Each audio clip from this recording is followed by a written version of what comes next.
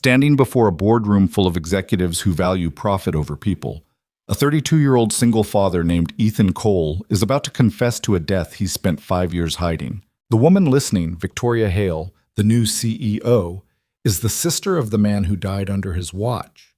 He destroyed her family. Now she holds his entire future in her hands. But neither of them knows the truth yet. They're both guilty, and only together can they find redemption. If you want to see how guilt, grief, and impossible choices can transform two broken people into something stronger, stay with me until the end. And if this story moves you, hit that like button and drop a comment with your city so I can see how far this journey travels. The fluorescent lights in Ethan Cole's office had been flickering for 3 days, but he hadn't bothered reporting it to maintenance. He liked the unreliable light. It matched how he felt most days, barely functional, struggling to stay on, threatening to go dark at any moment. At 32, Ethan looked older than his years. The lines around his eyes weren't from smiling. His brown hair had started showing gray at the temples 2 years ago, and he'd stopped caring enough to do anything about it. He kept himself clean, professional, forgettable. That was the goal.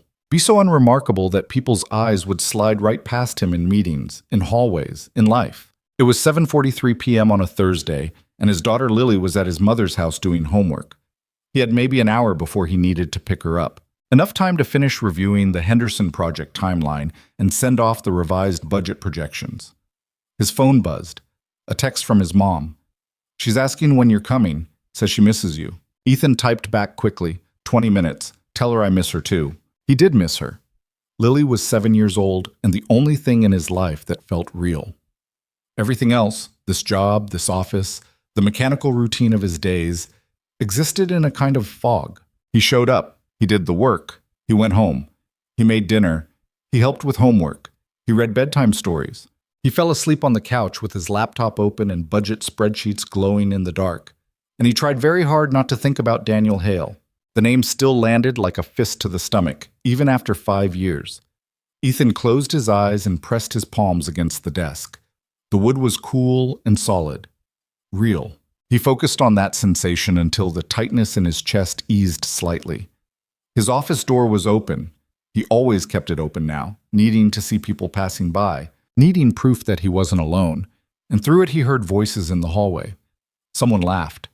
Normal office sounds, safe sounds. Then he heard a name that made his blood stop. Victoria Hale arrives Monday, someone was saying. A woman's voice, probably Janet from HR. They're announcing it tomorrow morning, but it's basically done. She's the new CEO. Ethan's hands went numb. Hale? Another voice responded. Male. Greg from accounting, maybe. As in Hale Industries? Or her family sold that company 3 years ago. She's been consulting since then. Apparently she's a miracle worker, turned around 2 dying companies in 18 months. How old is she? 30, I heard. Youngest CEO we've ever had. Their voices faded as they moved down the corridor, but Ethan couldn't move. He stared at his computer screen without seeing it. The words had turned to meaningless shapes. Victoria Hale, Daniel Hale's older sister. The thought that followed was immediate and visceral. She doesn't know. She can't know. There's no way she connects me to what happened. But his hands were shaking anyway. 5 years ago, Daniel Hale had been 25 years old, fresh out of graduate school, eager and brilliant, and so goddamn earnest it hurt to remember. He joined Ethan's engineering team during the Avalon project, a massive infrastructure bid that would make or break the company's entire fiscal year. The project had been understaffed from the beginning. Upper management had promised clients an impossible timeline, then dumped the consequences on Ethan's team. Ethan had been 27 then, newly promoted to senior project manager, desperate to prove himself. When executives told him to make it work, he made it work. He approved overtime. Then more overtime. 16-hour days became normal. Weekends disappeared. He told himself everyone was struggling together, that they'd get through it, that this was just how the industry operated. Daniel never complained, not once. He showed up early, stayed late, volunteered for extra shifts. I've got it, he'd say with that eager smile. I can handle it. Until he couldn't. The night it happened, Ethan had been home with Lily, who was 2 years old then and running a fever. His wife, ex-wife now, had been out of town. He'd been rocking Lily back to sleep when his phone rang at 11:47 p.m. Daniel had crashed his car on the drive home after a 16-hour shift, fell asleep at the wheel, hit a concrete barrier at 60 miles per hour, dead before the ambulance arrived. The investigation afterward had been brief and toothless. The company's legal team made sure of that.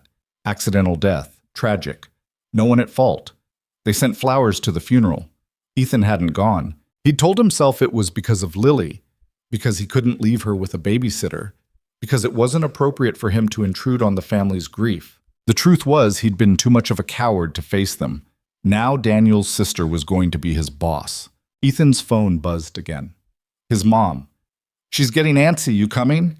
He grabbed his jacket and laptop bag with mechanical efficiency, shut down his computer, turned off the flickering light, walked through the empty office on autopilot. His car was in the parking garage, third level, far corner. He always parked in the same spot. Routine was safe. Routine didn't require thinking. The drive to his mother's house took 12 minutes. He spent all 12 trying to convince himself this was fine. Victoria Hale had probably never even heard his name. Why would she? He'd been middle management. The investigation had buried his involvement, and even if she somehow found out, it had been 5 years. People moved on. Except Ethan hadn't moved on. Not even close. His mother lived in a small ranch house in a neighborhood that had been nice 30 years ago and was now just tired. Lily burst out the front door before Ethan even got out of the car, her backpack bouncing against her shoulders. "Daddy!" She crashed into him with the full force of a 7-year-old who believed her father could catch anything. He scooped her up, felt her skinny arms lock around his neck, and for a moment the tightness in his chest eased. "Hey, Ladybug, you finish your homework?" "Grandma helped me with the math. It was multiplication. I got them all right." "That's my girl." His mother appeared in the doorway, wiping her hands on a dish towel. Ellen Cole was 64, sharp-eyed, and had never once let Ethan get away with pretending he was fine when he wasn't. "You look tired," she said. "I'm always tired, Mom." "More tired than usual." "You eating?" "Yes." "Sleeping?" "Enough." She didn't believe him, but she didn't push. She'd learned years ago that Ethan shut down when pressed too hard. Instead, she just touched his shoulder briefly, her version of "I'm worried about you," and handed him Lily's lunchbox. "Thanks for watching her," Ethan said. "You don't have to thank me every time. She's my granddaughter." Bo. Lily was already in the car, buckling herself in and chattering about something that happened at recess. Ethan nodded along, making the appropriate sounds, but his mind was elsewhere. At home, a 2-bedroom apartment that was clean and functional and utterly devoid of personality, he made Lily mac and cheese for dinner while she worked on a drawing at the kitchen table. She was illustrating a story about a dragon who was afraid of heights, which she found hilarious. "Dragons are supposed to fly," she explained seriously, "but this one just walks everywhere. His name is Jeffrey. Jeffrey's a good name for a dragon." "I think so too." After dinner, bath time, teeth brushing, and 2 chapters of the book they were reading together. Something about a girl who discovered a magical library. Ethan tucked Lily into bed. She grabbed his hand before he could leave. "Daddy, are you sad?" The question caught him off guard. "What? No, Ladybug, I'm fine. You look sad sometimes, like tonight at Grandma's." He smoothed her hair back from her forehead. "I'm just tired from work. But I'm not sad. Not when I'm with you." That part, at least, was true. She seemed satisfied with that answer and released his hand. "Okay. Love you." "Love you too, Lily." He left her door cracked open. She didn't like complete darkness, and retreated to the living room. His laptop was still in his bag. He should review those budget projections. He should prep for tomorrow's staff meeting. He should do 100 things. Instead, he sat on the couch and stared at nothing. Victoria Hale was going to be announced as CEO tomorrow morning, which meant she'd be in the building next week, which meant there was a chance, slim but real, that she'd recognize his name from the accident report. He told himself it didn't matter. He told himself he'd survived the guilt this long, he could survive a little longer. He told himself that avoidance was a perfectly functional coping mechanism. But deep down, in this part of himself he tried very hard to ignore, Ethan knew the truth. He'd been waiting for this moment for 5 years. Waiting for the past to catch up. Waiting for someone to finally look him in the eye and say what he deserved to hear. "You killed him. And you knew you were killing him when you did it." Friday morning arrived with rain that hadn't been in the forecast. Ethan dropped Lily at school, drove to the office, and walked into a building that felt subtly different. There was an energy in the air, anticipation, anxiety, the electric charge that came before major change. The announcement was made at 9 a.m. in an all-hands meeting. Richard Voss, the outgoing CEO, stood at the front of the main conference room with the board members arranged behind him like a tableau. Ethan stood near the back, half hidden behind a group of engineers. "I'm pleased to announce," Voss said in his practiced executive voice, "that Victoria Hale will be joining us as CEO effective immediately. Many of you know her reputation. She's transformed struggling companies into industry leaders. We're lucky to have her." But polite applause. Ethan didn't clap. He was too busy trying to breathe normally. Then Victoria stepped forward, and Ethan's entire world tilted. She didn't look like Daniel. That was the first thought. Daniel had been tall and lanky, always moving, always smiling. Victoria was shorter, maybe 5'6", with dark hair pulled back in a neat bun and a face that gave away nothing.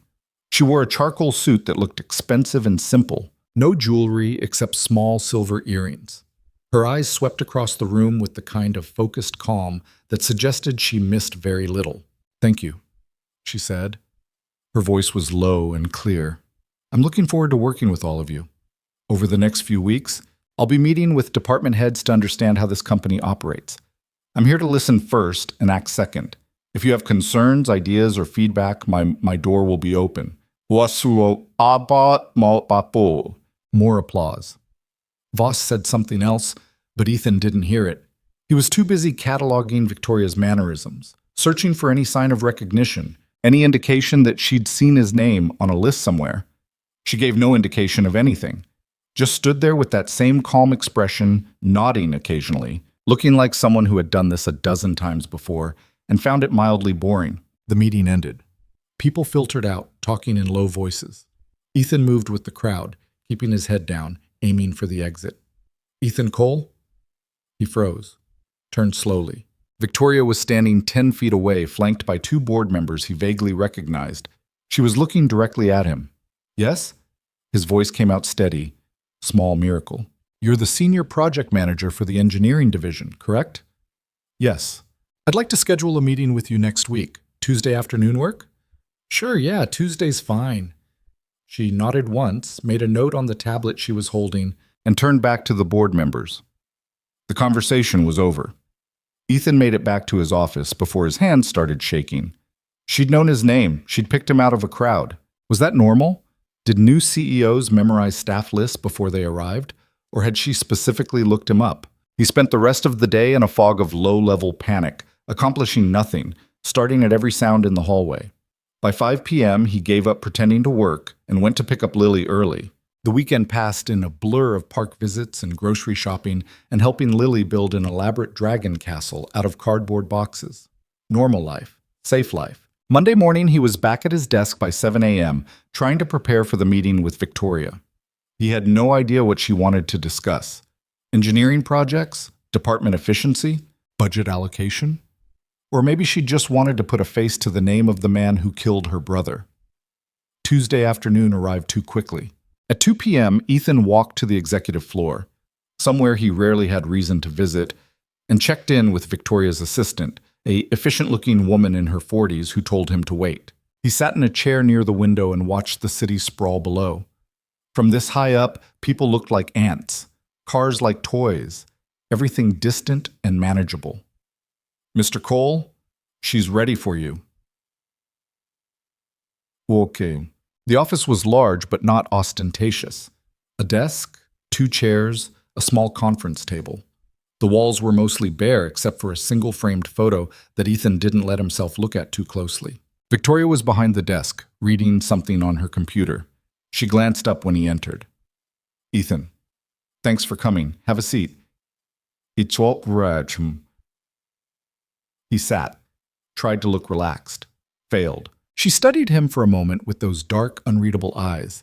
Then she said, "I've been reviewing project histories. The Avalon project came up several times as a major success. You were the lead manager on that, correct?" Of course. Of course she'd looked at that project specifically. "Yes, Ethan said. It was completed on time and under budget. Impressive, given the timeline constraints. I understand the team worked significant overtime. His throat was dry. The schedule was aggressive. We did what was necessary. How many people were on your team? 12 engineers, 3 support staff. Did you lose anyone during the project? Turnover, I mean. The question was casual, too casual. 1, Ethan said carefully. An engineer named Daniel Hale. He died in a car accident during the final phase. Victoria's expression didn't change, not even a flicker. I remember reading about that. The accident report said he fell asleep driving home after a long shift. Yes. How long was the shift? Ethan's hands were clenched in his lap, nails digging into his palms. 16 hours. That's a long shift. It was a demanding project. She leaned back in her chair, still watching him with that unsettling calm. Did you approve his overtime that week? There it was. The question he'd been dreading for 5 years. I approved all the overtime, Ethan said. His voice sounded hollow. I was the project manager. It was my responsibility to make sure we met the deadline, even if it meant putting people at risk. The words hung in the air like smoke. Ethan forced himself to meet her eyes. I didn't think I was putting anyone at risk. I thought we were just working hard. Everyone was exhausted, but everyone kept saying they could handle it. I should have seen... His voice cracked slightly. He cleared his throat. I should have seen that Daniel was past his limit. I should have sent him home earlier. I didn't. That's on me. Victoria was silent for a long moment. When she spoke again, her voice was softer. Do you know who I am, Ethan? You're the new CEO. Before that. He could have lied, should have lied, but he was so goddamn tired of lying. You're Daniel Hale's sister. She nodded slowly. I am. I'm sorry, Ethan said, and those words felt pathetically inadequate. I'm so sorry. I know that doesn't mean anything, but Did you know I was his sister when you saw my name? Not immediately, but I figured it out. The last name? And you didn't say anything. In the meeting, just now. You were going to let me ask questions about my brother's death without telling me you knew who I was. Shame burned through him. Yes. Why? Because I'm a coward, Ethan said bluntly. Because I've spent 5 years trying to forget what I did, and you walking into this building meant I couldn't forget anymore. Because I didn't want to face you. Because, stop. Victoria held up a hand. She was quiet for a moment, her gaze fixed on something past his shoulder. Then she said, You want to know something? I already knew who you were before I took this job. Ethan's stomach dropped. What? I researched this company thoroughly before accepting the CEO position. I read the accident report multiple times. I know you were the project manager. I know you approved Daniel's overtime. I know the board cleared you of any wrongdoing. She paused. I also know you haven't led a major project since. You've kept your head down, taken smaller assignments, avoided anything high profile. Why? He couldn't breathe properly. Because I didn't deserve recognition. Because every success I had would have been built on Daniel's death. That's dramatic. That's the truth. Victoria stood and walked to the window, her back to him. Do you want to know what I remember about the night Daniel died? Ethan said nothing. She continued anyway. I remember getting a call from the hospital at midnight. I remember driving there so fast I'm surprised I didn't crash too. I remember the doctor telling me he was already gone, that there was nothing they could have done. I remember calling my parents. I remember my mother screaming. Her voice was steady, clinical. I also remember that 3 hours before Daniel got in that car, he called me. He was still at the office. He said he was exhausted, that he'd been working for 15 hours straight, that maybe he should just sleep at his desk and finish in the morning. And I told him to push through 1 more hour. I told him the project was almost done. I told him he could rest when it was finished. Oh, Ethan stared at her back. You didn't... I told him to keep working, Victoria said. My brother called me for permission to stop, and I told him to keep going. So when you say his death is on you, Ethan, understand that I've spent 5 years thinking the same thing. The silence that followed was suffocating. Finally, Victoria turned around. Her expression was still calm, but something in her eyes looked raw. I didn't come here for revenge. I came here because this company has the same culture that killed Daniel. Mandatory overtime, impossible deadlines, executives who treat burnout like a badge of honor. I've watched it destroy people at 3 different companies now. I'm here to change it. Ethan found his voice. Why are you telling me this? Because you're the only person in this building who understands what that culture costs. Everyone else sees Daniel as a footnote in an old project file. You see him as a person you failed. That makes you useful. Useful for what? Victoria's eyes sharpened. For helping me burn this whole system down. Ethan didn't sleep that night. He lay in bed staring at the ceiling, replaying the conversation over and over. Victoria's words kept circling through his mind. I told him to keep working. For 5 years, he'd carried the guilt of Daniel's death alone. The weight of it had shaped everything. His career, his relationships, the careful distance he kept from everyone except Lily. He'd believed he was the only one responsible, the only one who should suffer. But Victoria had been suffering too. And unlike Ethan, who'd retreated into obscurity, she'd turned her grief into something sharp and purposeful. She'd walked into companies and forced them to change. She'd made herself powerful enough that people had to listen. What had Ethan done? Hidden. Flinched away from every opportunity. Convinced himself he deserved to fade into nothing. At 6 a.m., he gave up on sleep and got up to make coffee. Lily wandered out of her room an hour later, rubbing her eyes, her hair sticking up in all directions. Why are you up so early? She mumbled. Couldn't sleep. Want pancakes? Chocolate chip? Of course. They ate breakfast together while Lily told him about a book she was reading at school. Something about a mouse who wanted to be a knight. Ethan listened with half his attention, the other half still churning through everything Victoria had said. Useful. She'd called him useful. As if the guilt that had been crushing him for years could somehow become a tool. He dropped Lily at school and drove to work on autopilot. His calendar showed a morning meeting with the engineering team, budget reviews in the afternoon. Nothing unusual. But when he got to his office, there was a message waiting on his desk. A single sheet of paper with Victoria's handwriting. My office. 11 a.m. He arrived 5 minutes early. Victoria's assistant waved him through without comment. This time, Victoria wasn't behind her desk. She was standing at the conference table with a laptop open and papers spread across the surface. When Ethan entered, she looked up briefly, then gestured to the empty chair across from her. Sit. Tell me about the last 5 years of this company's project management approach. That's a broad question. Be specific then. How many projects in your division required mandatory overtime in the past year? Ethan thought about it. All of them. Define mandatory. Implicit pressure. No one technically forces you to work weekends, but if you don't, you get reassigned to smaller projects or overlooked for promotions. The message is clear. How many people have quit because of it? I don't have exact numbers. Estimate. Maybe 15 from my division alone. Good people. Experienced engineers who just couldn't take the pace anymore. Victoria made a note on her laptop. And how many stayed but burned out? Showed up physically but stopped contributing meaningfully? More than I could count. She looked at him directly. Would you say this company's work culture is better or worse than it was 5 years ago? Ethan exhaled slowly. Worse. After Daniel died, there was a brief push for reform. People talked about wellness programs and work-life balance. Then the next big project came along, and it all got quietly dropped. Now we don't even pretend to care.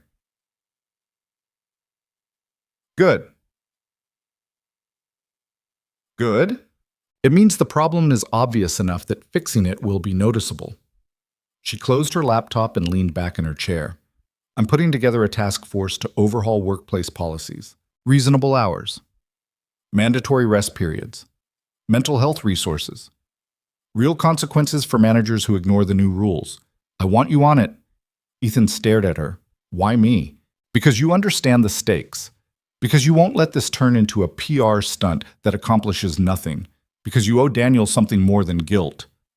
The last sentence hit like a punch. I'm not qualified, Ethan said. I'm just a project manager. You're someone who knows what happened when the system failed. That's the only qualification that matters. She paused. Unless you'd rather keep hiding in your office and approving overtime schedules you know are dangerous. Ethan flinched. That's not fair. Neither was Daniel working himself to death. Neither is every other employee in this building who's being pushed past their limits because management doesn't care. Fair doesn't exist here, Ethan. Only what we're willing to fight for. He wanted to argue, wanted to say this wasn't his responsibility, that he'd paid enough, that he just wanted to keep his head down and survive until Lily graduated high school. But Victoria was right. He'd spent 5 years hiding. Maybe it was time to stop. Okay, he said quietly. I'll do it. Something flickered in Victoria's eyes. Approval, maybe, or relief. The first meeting is Friday afternoon. I'll send you the details. Who else is on this task force? HR Legal, 2 other senior managers, and me. We're going to face resistance. A lot of resistance. The executive team thinks profit margins matter more than people. We're going to have to prove them wrong. How? Victoria's smile was sharp and humorless. By making it cost them more to keep the current system than to change it. But the task force meeting on Friday was exactly as difficult as Ethan expected. It took place in a windowless conference room on the 4th floor. Besides Ethan and Victoria, there was Margaret from HR, a woman in her 50s who'd been with the company for 20 years, and 2 other senior managers Ethan vaguely knew, David, who ran operations, and Lisa, who headed up sales. Victoria started the meeting by pulling up a presentation on the screen at the front of the room. The first slide was simple: burnout costs. Last year, Victoria said, this company lost approximately $4.2 million to turnover, absenteeism, and decreased productivity related to employee exhaustion. That's not a guess. I pulled the numbers from HR records and exit interviews. We're hemorrhaging talent because we work people until they break. Margaret shifted uncomfortably. With all due respect, turnover is normal in this industry. Normal isn't acceptable. Victoria clicked to the next slide, which showed a graph of turnover rates compared to industry averages. We're 30% above normal, and the people leaving aren't underperformers. They're our best engineers, the ones who actually care enough to burn out. David, the operations manager, leaned back in his chair with his arms crossed. So what's the solution? We can't just cut hours. We have deadlines, contracts, client expectations. Then we renegotiate contracts, Victoria said. Or we hire more people. Or we say no to projects we can't complete safely. Those are all options. The board will never approve. The board will approve what I tell them to approve. That's why they hired me. Oh, the room went quiet. Victoria's tone hadn't changed, still calm, still even, but there was steel underneath it. Ethan found himself speaking before he fully thought it through. What if we pilot the changes in one division first, test the new policies on a smaller scale before rolling them out company-wide? Victoria looked at him. Which division? Victoria. Engineering. My division. We're mid-sized. If we can prove the new approach works without destroying productivity, it'll be harder for people to argue against it. And if it does destroy productivity? David asked skeptically. Then we adjust, Ethan said. But I don't think it will. Half the inefficiency in our projects comes from people being too tired to work effectively. If we let people rest, they'll work better during the hours they're actually here.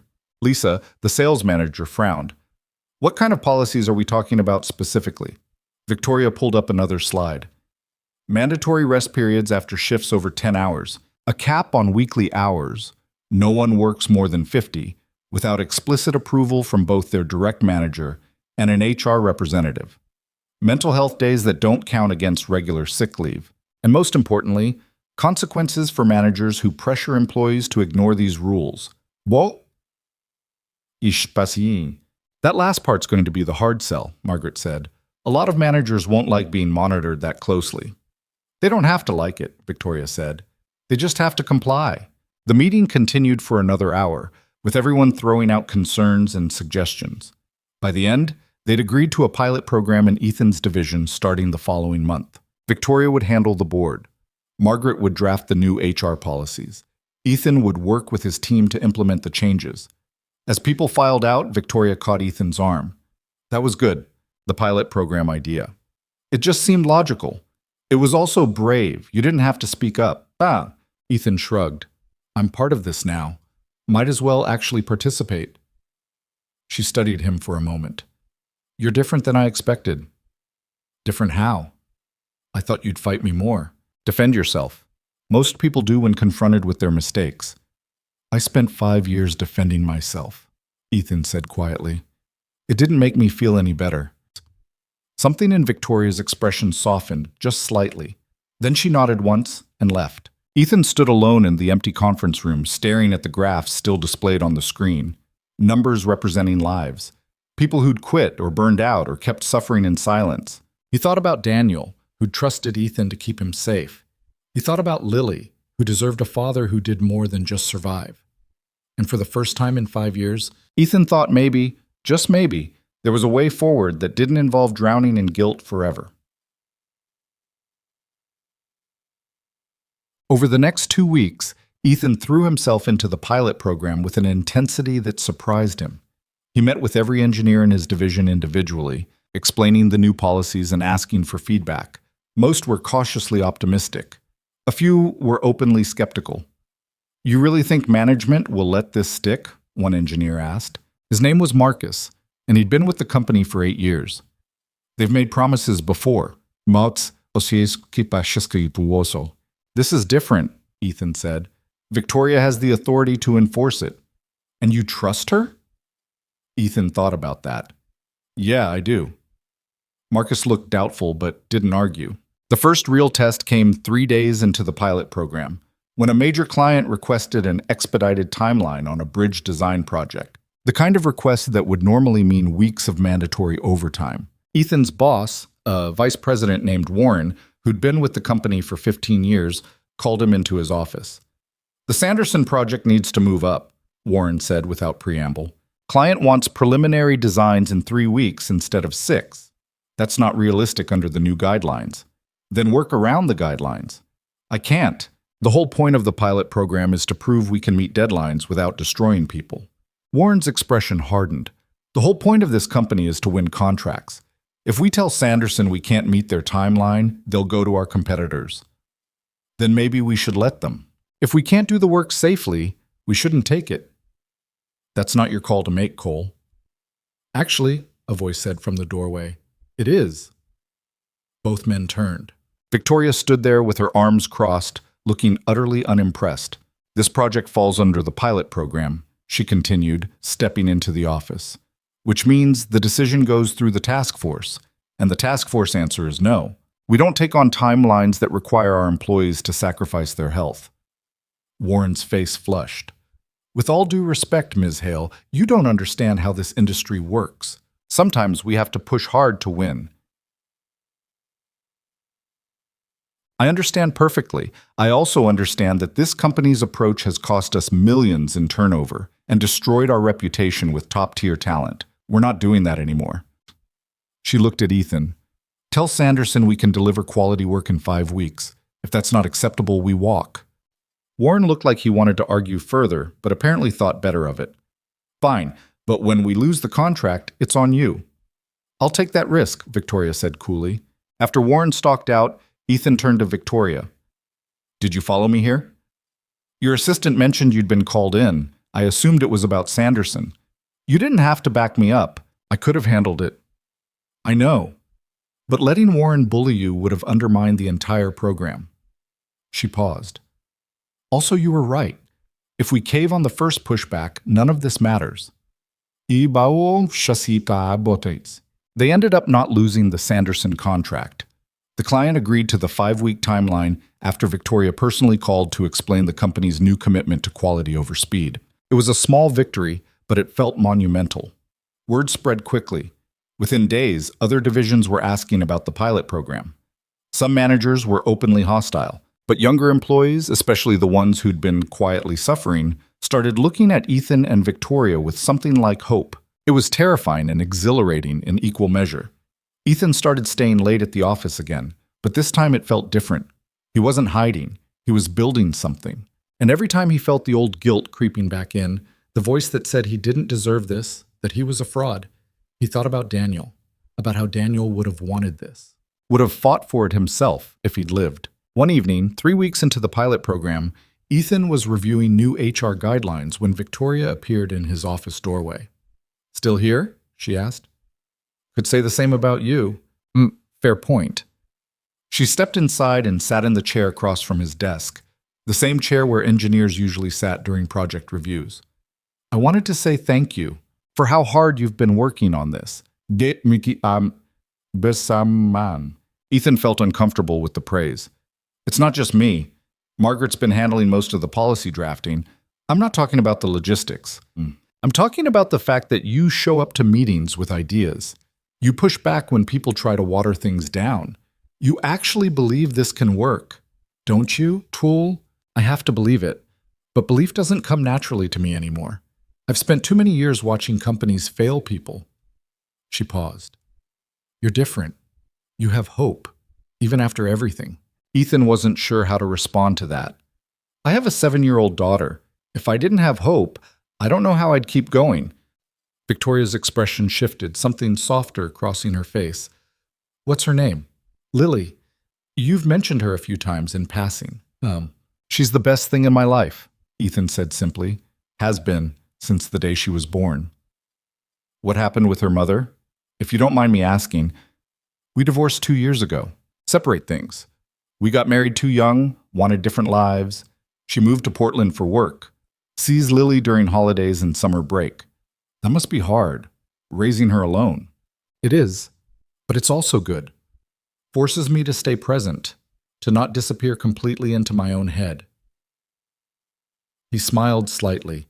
"She's the reason I couldn't just quit after Daniel died. Someone needed me to show up every day, even when I didn't want to." Victoria was quiet for a moment. Then she said, "I think Daniel would have liked you, if things had been different." The words hit Ethan harder than he expected. "You think so?" He was always drawn to people who were trying, who admitted when they struggled. He hated the corporate types who pretended everything was fine all the time. "I'm definitely not one of those." "No, you're not." She stood to leave, then hesitated. "Ethan, I'm glad you're here working on this. I couldn't do it alone." "Yes, you could," Ethan said honestly. "But I'm glad I can help anyway." After she left, Ethan sat in his office for a long time, staring at nothing. For the first time since Daniel's death, the guilt wasn't the only thing he felt. There was something else underneath it now, something fragile but real, purpose, and maybe, just maybe, the faint beginning of forgiveness. The pilot program lasted 6 weeks before the board demanded results. Ethan knew the meeting was coming. Victoria had warned him 3 days in advance, but that didn't make standing in front of 12 executives any less terrifying. The boardroom was all dark wood and leather chairs, windows overlooking the city like they were surveying their kingdom. These were people who measured success in profit margins and stock prices, not human lives. Victoria stood at the head of the table with her laptop connected to the projector. Ethan sat 3 chairs down, trying to look confident while his stomach churned. "Before we begin," Victoria said, her voice cutting through the low conversations, "I want to be clear about what we're discussing today. This isn't a debate about whether we should prioritize employee well-being. That decision has already been made. We're here to review the pilot program's effectiveness and determine next steps for company-wide implementation." Richard Voss, the former CEO who now chaired the board, raised an eyebrow. "That's a bold assumption, Ms. Hale." "It's the reality of modern business," Victoria replied without missing a beat. "Companies that burn through talent don't survive long-term. We can adapt now, or we can watch our competitors figure it out first." She clicked to the first slide. Engineering division results after 6 weeks. Productivity increased by 18%. Project completion times remained consistent. Employee satisfaction scores doubled. Voluntary turnover dropped to 0. A woman named Patricia, CFO, before Voss retired, leaned forward.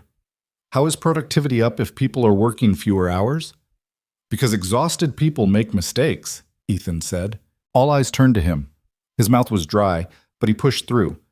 "Before the pilot program, we'd spend hours fixing errors that wouldn't have happened if people weren't working their 4th consecutive 12-hour day. Now we're catching problems early. Work is higher quality. There's less rework."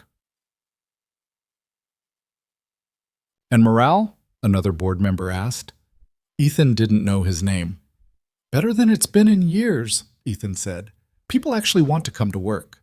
They're engaged during meetings instead of just trying to stay awake. Patricia didn't look convinced. This is a 6-week sample size. What happens when a real crisis hits? When a client demands something urgent? Boss? We had 3 urgent requests during the pilot, Victoria said. We handled all of them by redistributing work across the team and being honest with clients about realistic timelines. We didn't lose a single contract. Yet, Patricia said, but you will. Clients don't care about our internal policies. They care about results. Then we'll find clients who value sustainability over exploitation, Victoria said flatly. The race to the bottom approach is exactly what cost this company Daniel Hale. And it's cost us dozens of talented employees since then. I'm not interested in perpetuating that system. The room went silent. Ethan saw several board members exchange glances. Daniel's name wasn't one that got mentioned often in these circles. Too uncomfortable, too much liability. Voss cleared his throat. Ms. Hale, we appreciate your passion, but board decisions require consensus, and I'm not hearing consensus. Then let me put it differently, Victoria said, and her tone shifted to something colder. Last quarter, this company paid out $800,000 in settlements to former employees who sued for workplace conditions. That number will keep climbing if we don't change. The pilot program isn't just morally right, it's financially prudent. We can implement it company-wide and cut those costs to nearly nothing, or we can keep paying lawyers to clean up our mistakes. Patricia's expression changed slightly. Numbers she understood. How much would company-wide implementation cost? She asked. Initially, about $1.2 million for additional hiring to cover reduced individual hours. But we'd recoup that within 8 months through decreased turnover and legal costs. After year 1, we'd actually be saving money. The board members talked among themselves in low voices. Ethan watched Victoria's face, looking for any sign of nervousness, but she stood there like a statue, completely calm, completely certain. Finally, Voss spoke. We'll approve a 3-month extension of the pilot program. After that, we'll revisit the data and make a final decision about company-wide implementation. But Ms. Hale, if productivity drops, if we lose contracts, this experiment ends immediately. Understood, Victoria said. It wasn't the full victory she wanted, but it was enough. For now. After the meeting ended and the board members filed out, Ethan found Victoria standing by the windows, staring down at the street below. You okay? He asked. That went better than expected. Really? Because it felt like pulling teeth. She turned to face him, and for the first time since he'd met her, she looked tired. I've been in rooms like that a dozen times. Same arguments, same resistance. At least this board was willing to look at data. Some just shut you down the moment you mention employee welfare. Why do you keep doing it then? If it's this hard every time? Victoria was quiet for a moment. Because someone has to, and because I know what happens when no one does. They stood there together, 2 people bound by the same ghost, trying to build something that might finally put him to rest. The next morning, Ethan arrived at his office to find an email from Warren, his boss, marked urgent. The subject line read, "We need to talk." Ethan stared at it for a full minute before clicking. Cole, I've been instructed by the board to monitor the pilot program's impact on department efficiency. Going forward, all project timelines and resource allocations will require my explicit approval before implementation. This is non-negotiable. We'll meet weekly to review progress. First meeting is today at 3 p.m. Ethan read it twice, then forwarded it to Victoria without comment. Her response came back 60 seconds later. Ignore him. He has no authority over the pilot program. I'll handle it. But Warren clearly didn't get that message, because at 2:55 p.m. he appeared in Ethan's doorway. Ready for our meeting? Warren asked. He was smiling, but it didn't reach his eyes. Victoria said the pilot program doesn't require your approval. Victoria doesn't run this department, I do. Actually, Ethan said carefully, she's the CEO. She outranks you. Warren's smile vanished. Watch your tone, Cole. I've been with this company 15 years. I know how things work here. And what I know is that idealistic reforms don't survive contact with reality. This pilot program will fail. Maybe not this month, maybe not next month, but eventually. And when it does, I'll remember who wasted my time. He left before Ethan could respond. Ethan sat at his desk, hands clenched, trying to calm the anger rising in his chest. Warren represented everything wrong with this place. The entrenched mindset that people were disposable, that exhaustion was acceptable, that profit justified any cost. His phone buzzed. A text from Victoria. Warren just tried to schedule a meeting with me to discuss oversight concerns. I told him to submit his concerns in writing. Want to bet I never get that email? Ethan texted back. He came to my office, said the program will fail. He's scared. Scared people lash out? Don't let him get in your head. Easier said than done. That evening, Ethan picked up Lily from his mother's house like usual. She was in the middle of an animated story about how her friend Sophia brought a pet turtle to school for show and tell, and it escaped during math class. And Mrs. Henderson was screaming, and everyone was looking under desks, and then Tyler found it in the bookshelf eating someone's eraser, Lily said, barely pausing for breath. It was the best day ever. Sounds eventful, Ethan said, trying to match her energy even though his mind was still churning through Warren's threats and the board meeting and the mounting pressure of trying to fix something that felt impossibly broken. At home, while Lily worked on spelling homework at the kitchen table, Ethan made spaghetti and tried to focus on the simple mechanics of cooking. Boil water, add pasta, heat sauce, normal things, safe things. Daddy, how do you spell although? Lily called out. Sound it out first. What do you think? A-L-L-T-H-O? Close. It's A-L-T-H-O-U-G-H. That's weird. Why is there a G and an H? English is weird sometimes. She accepted this wisdom and went back to her worksheet. Ethan drained the pasta and was reaching for plates when his phone rang. Victoria's name on the screen. Hold on, he told Lily. I need to take this. He stepped into the living room. Hey. Sorry to call during dinner, Victoria said. But we have a problem. Warren sent an email to the entire engineering division. He's telling people the pilot program is under review and that they should prepare for it to be discontinued. He can't do that. He just did. I'm drafting a response now, but the damage is done. People are already panicking. I've gotten 5 emails in the past 10 minutes from engineers asking if they need to start working overtime again. Ethan closed his eyes. What do you want me to do? Send a message to your team, tonight. Tell them the program isn't going anywhere. Tell them Warren was acting without authority. I'll handle him directly tomorrow. Okay, I'll do it now. Thank you. And Ethan, don't let this shake you. Warren's desperate. That means we're winning. After they hung up, Ethan stood in the living room for a moment, trying to organize his thoughts. Then he went back to the kitchen, served Lily her spaghetti, and sat down with his laptop while she ate. The email took 20 minutes to write. He kept it simple and direct. The pilot program was continuing as planned. Warren's email had been sent without approval. If anyone had concerns, they could come directly to Ethan. He hit send and closed the laptop. Work stuff? Lily asked through a mouthful of pasta. Yeah, work stuff. Is it bad work stuff or good work stuff? Ethan considered how to answer that. It's complicated work stuff, but I think it's going to be good, eventually. That's a very adult answer, Lily said seriously, and Ethan couldn't help laughing. You're right, it is. The next day, Warren was conspicuously absent from the office. According to the rumor mill, he'd been called into a meeting with Victoria and HR that lasted 3 hours. When he finally emerged, he looked furious but said nothing to anyone. Ethan didn't hear the full story until later that afternoon, when Victoria stopped by his office. Warren's been reassigned, she said without preamble, effective immediately. He'll be transitioning to a consulting role with limited authority. Ethan stared at her. You fired him. I moved him. There's a difference. But yes, he's no longer your direct supervisor. Who is? Me. Temporarily.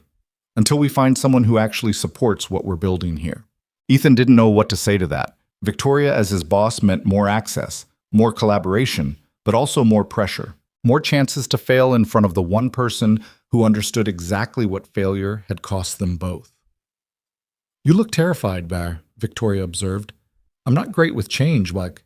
You've been handling nonstop change for 6 weeks. That's different. That was about fixing something broken. This is about... He stopped, unsure how to finish the sentence.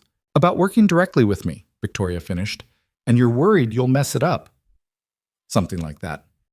She sat down in the chair across from his desk. The same chair she'd sat in weeks ago when this all started. Ethan, I wouldn't have reassigned Warren if I didn't think you could handle this. You're good at your job. Better than you give yourself credit for. The only thing holding you back is the belief that you don't deserve success. Maybe I don't. Maybe none of us do, Victoria said quietly. Maybe we're all just people trying to do better than we did yesterday. That's enough. Before Ethan could respond, his phone buzzed with a text from his mother. Lily has a fever. Nothing serious, but thought you should know. I gave her medicine. He showed the message to Victoria. I should go get her. Of course. Go. We'll catch up tomorrow. Right? Ethan grabbed his jacket and keys. On the way out, Victoria called after him. Ethan, you're doing good work. Don't forget that. He nodded, not trusting himself to speak, and left. Lily's fever broke by morning, but Ethan kept her home from school anyway. They spent the day on the couch watching nature documentaries and eating soup.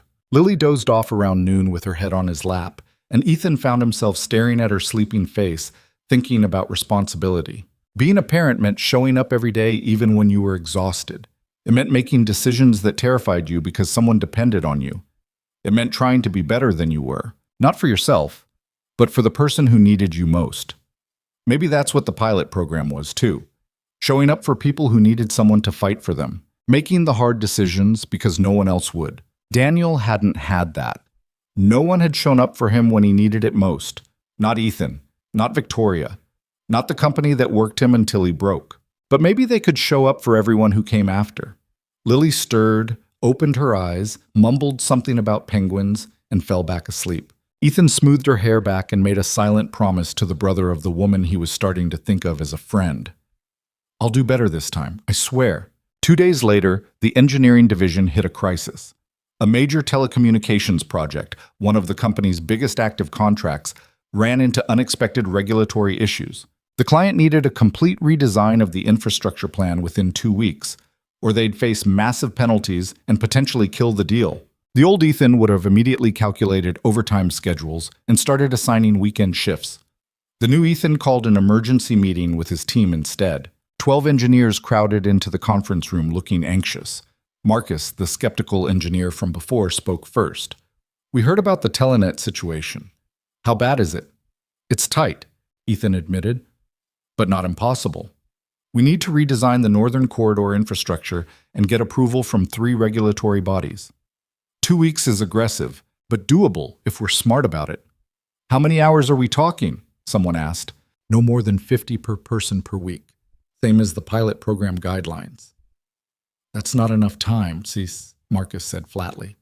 We'll need to work nights, weekends. No, Ethan said. We'll divide the work differently. Northern Corridor gets split into 3 sections. Each section gets a dedicated team. We run parallel workflows instead of sequential. It's more upfront coordination, but it means no single person carries the whole load. What about approval from regulatory bodies? Another engineer asked. That usually takes weeks on its own. I'll handle that, Victoria's voice came from the doorway. Everyone turned. She stepped into the room. I have contacts at 2 of the 3 agencies. I can expedite the review process. Not skip it, expedite it. We'll still meet all requirements, just on a faster timeline. Marcus crossed his arms. And if we still can't finish in 2 weeks? Then we'll be honest with the client, Victoria said. We'll tell them we need 3 weeks, but I don't think it'll come to that. This team is talented. You just need to be organized. She looked at Ethan. You can do this. It wasn't a question. It was a statement of fact. Over the next 12 days, Ethan barely slept. Not because he was working impossible hours. He stuck to the 50-hour limit religiously, but because managing 3 parallel teams while coordinating with regulatory agencies and keeping the client updated required constant attention. But it worked. The engineers didn't burn out because they had clear endpoints. They worked hard during their shifts, then actually went home and rested. Productivity stayed high because people weren't making exhaustion-driven mistakes. And Victoria's contacts came through. 2 regulatory approvals came back in 5 days instead of 3 weeks. On day 13, they submitted the final redesign to the client. On day 14, the client approved it. The Telenet project was saved. That evening, Victoria called an impromptu celebration in the engineering department. Someone brought champagne, someone else ordered pizza. The engineers were laughing and clapping each other on the back, riding the high of pulling off something that should have been impossible. Ethan stood near the back of the room, watching. Marcus approached with a beer in hand. "I was wrong," Marcus said simply. "About the pilot program. I didn't think it could work under pressure, but you proved it." "We proved it," Ethan corrected. "The whole team." "Yeah, but you let it. You could have caved, could have told us to work weekends. You didn't." Marcus took a drink. "I've been here 8 years. This is the first time I've felt like management actually gave a damn whether we lived or died."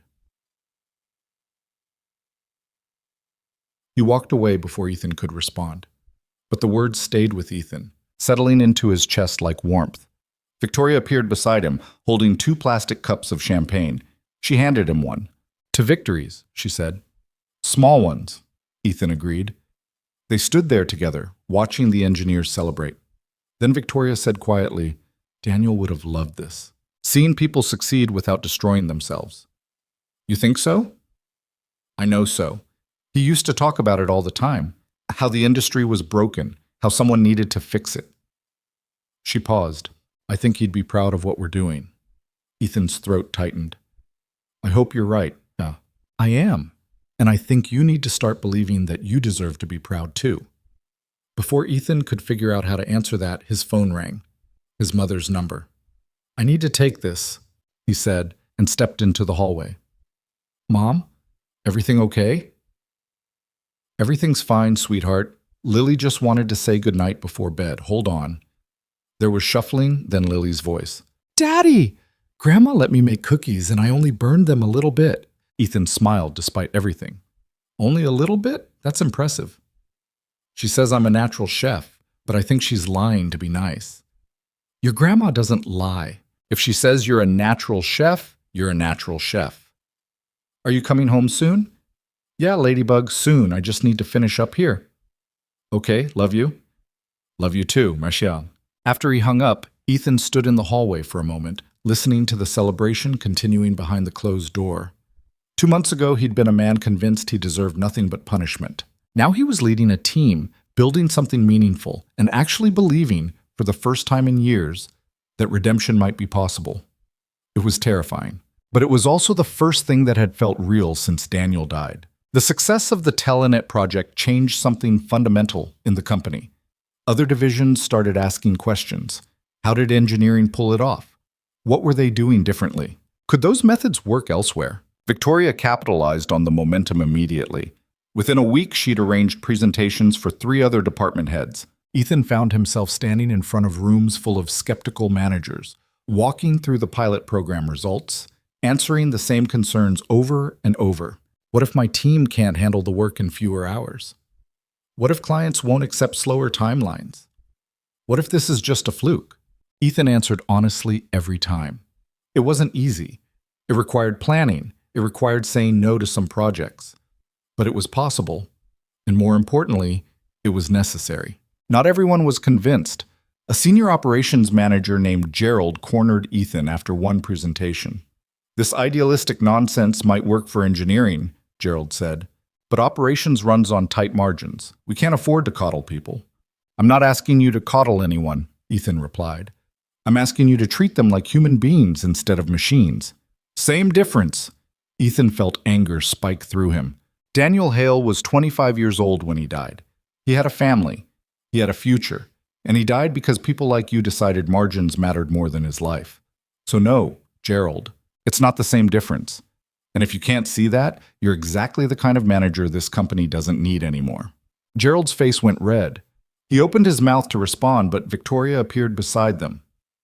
"Problem?" she asked mildly. "No problem," Gerald muttered. "We're done here." He left. Victoria watched him go, then turned to Ethan. "That was harsh." "Too harsh?" "No, exactly harsh enough." She smiled slightly. "I'm glad you're finally getting angry. I've been angry for 5 years." "No, You've been guilty for 5 years. Anger is different. Anger is useful. But that night, alone in his apartment after putting Lily to bed, Ethan thought about Victoria's words. She was right. Guilt had paralyzed him, made him small, made him hide. But anger? Anger pushed him forward, made him fight, made him refuse to accept that Daniel's death had been meaningless. Maybe that's what redemption actually looked like. Not forgiveness, not absolution, but the refusal to let tragedy be the end of the story.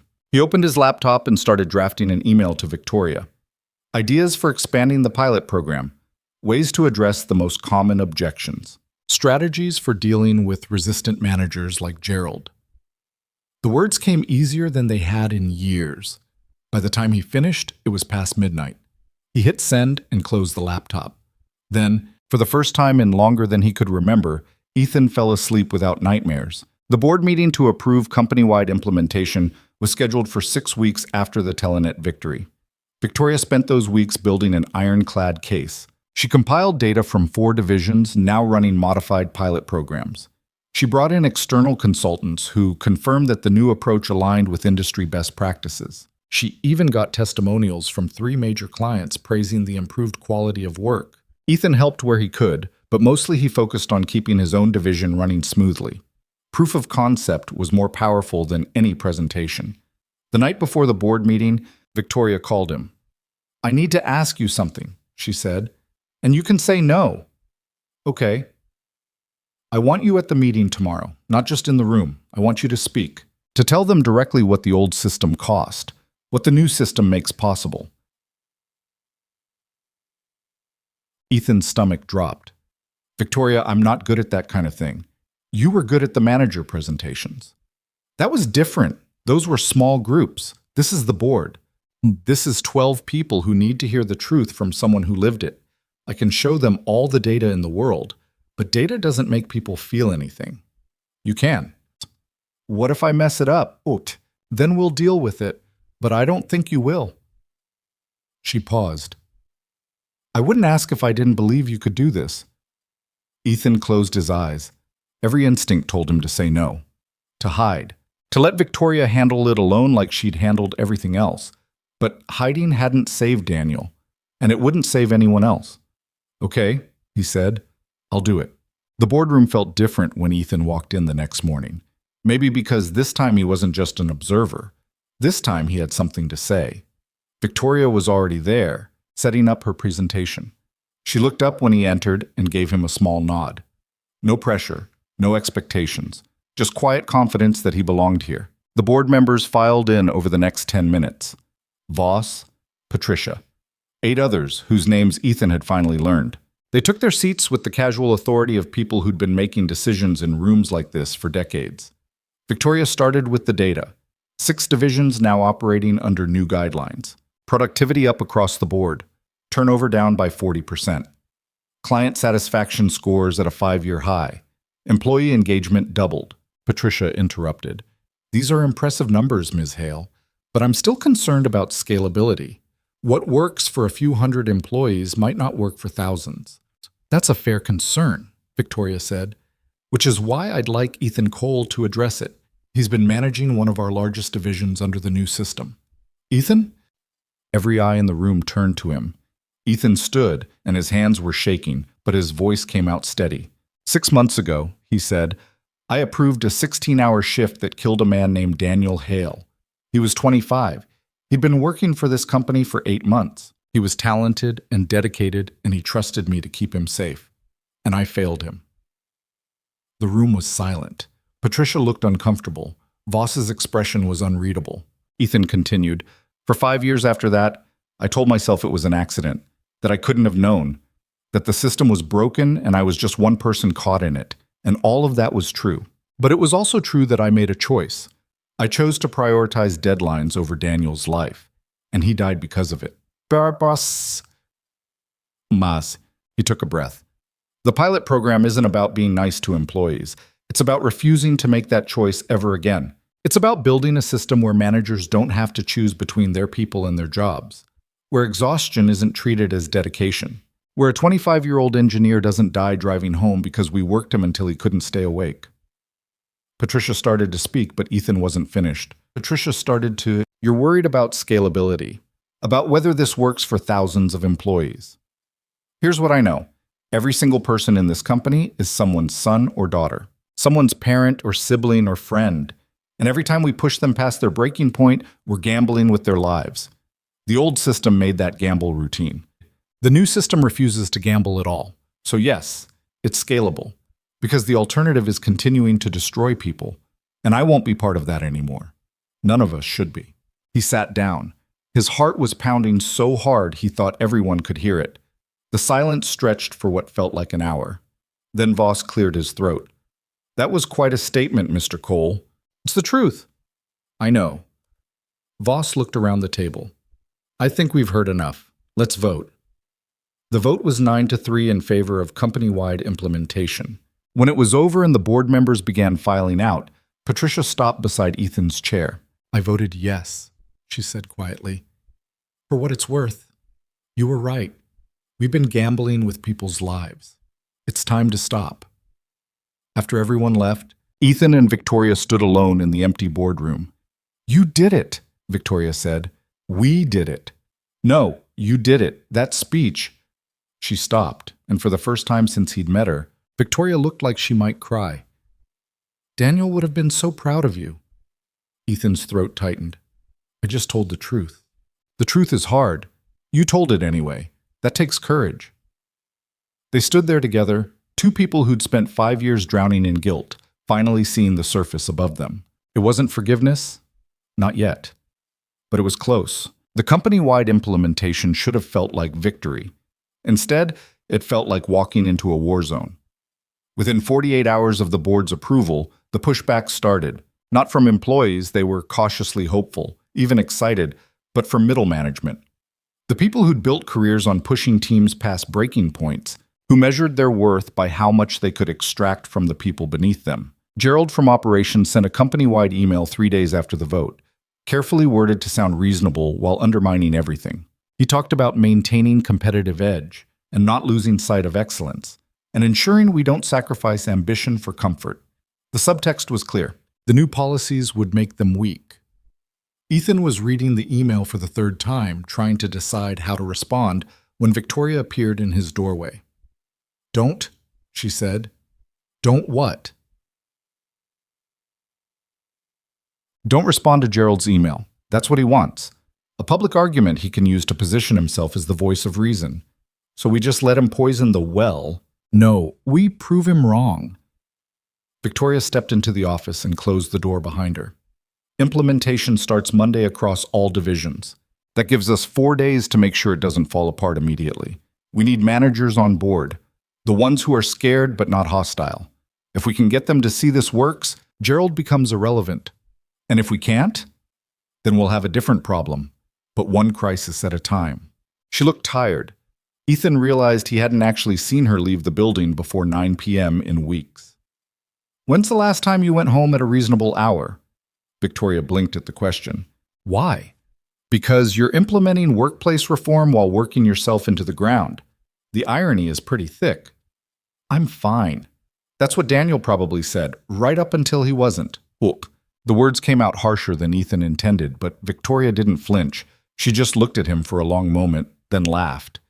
It was a rough sound, like she'd forgotten how. "Point taken," she said. "I'll leave by 7 tonight. Happy?" Thrilled. After she left, Ethan sat staring at Gerald's email. Victoria was right. Responding publicly would only create drama. But maybe there was another way to handle it. He pulled up his contact list and started making calls. Manager to manager. Personal conversations instead of public statements. By the end of the day, he'd talked to 8 people across 4 divisions. Most were anxious about the changes, but willing to try.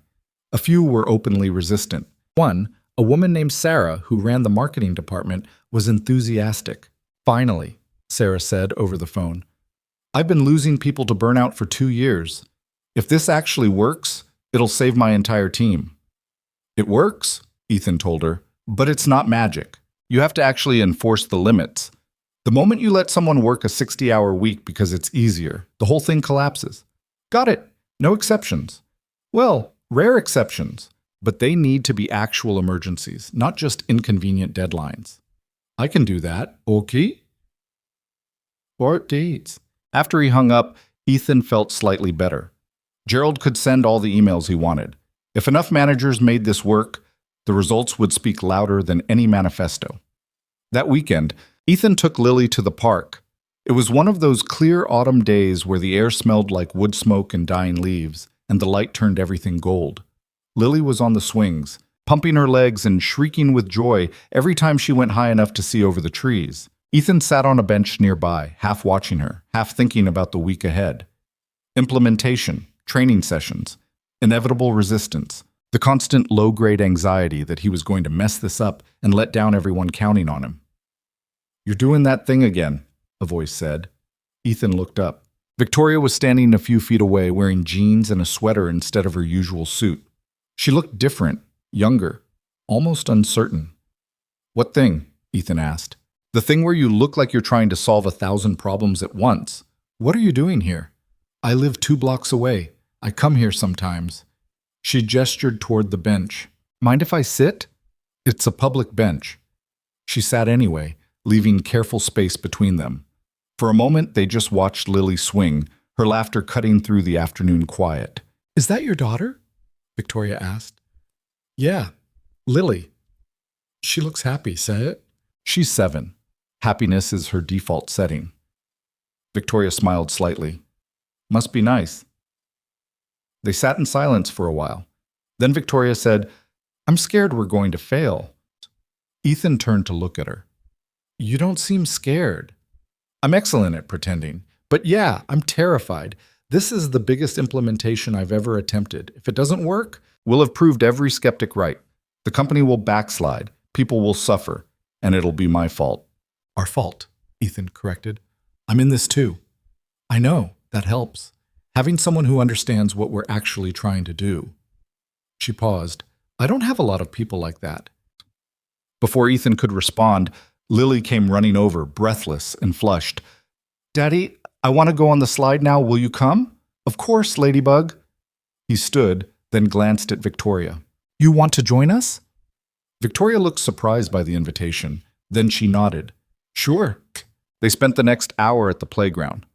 Lily appointed herself tour guide, showing Victoria every piece of equipment and explaining its proper use with the seriousness of a professor. Victoria played along, asking questions and nodding gravely when Lily demonstrated the correct technique for the monkey bars. Ethan watched them together and felt something shift in his chest.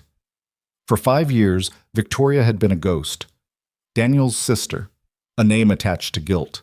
But watching her laugh at Lily's commentary on why the blue slide was superior to the red slide, she was just a person. Someone who was tired and scared and trying her best to fix something broken. Someone who maybe needed a friend as much as he did. When they finally left the park, Lily was chattering about how Miss Victoria was really nice, even though she doesn't know that you have to go down the red slide backwards for maximum fun.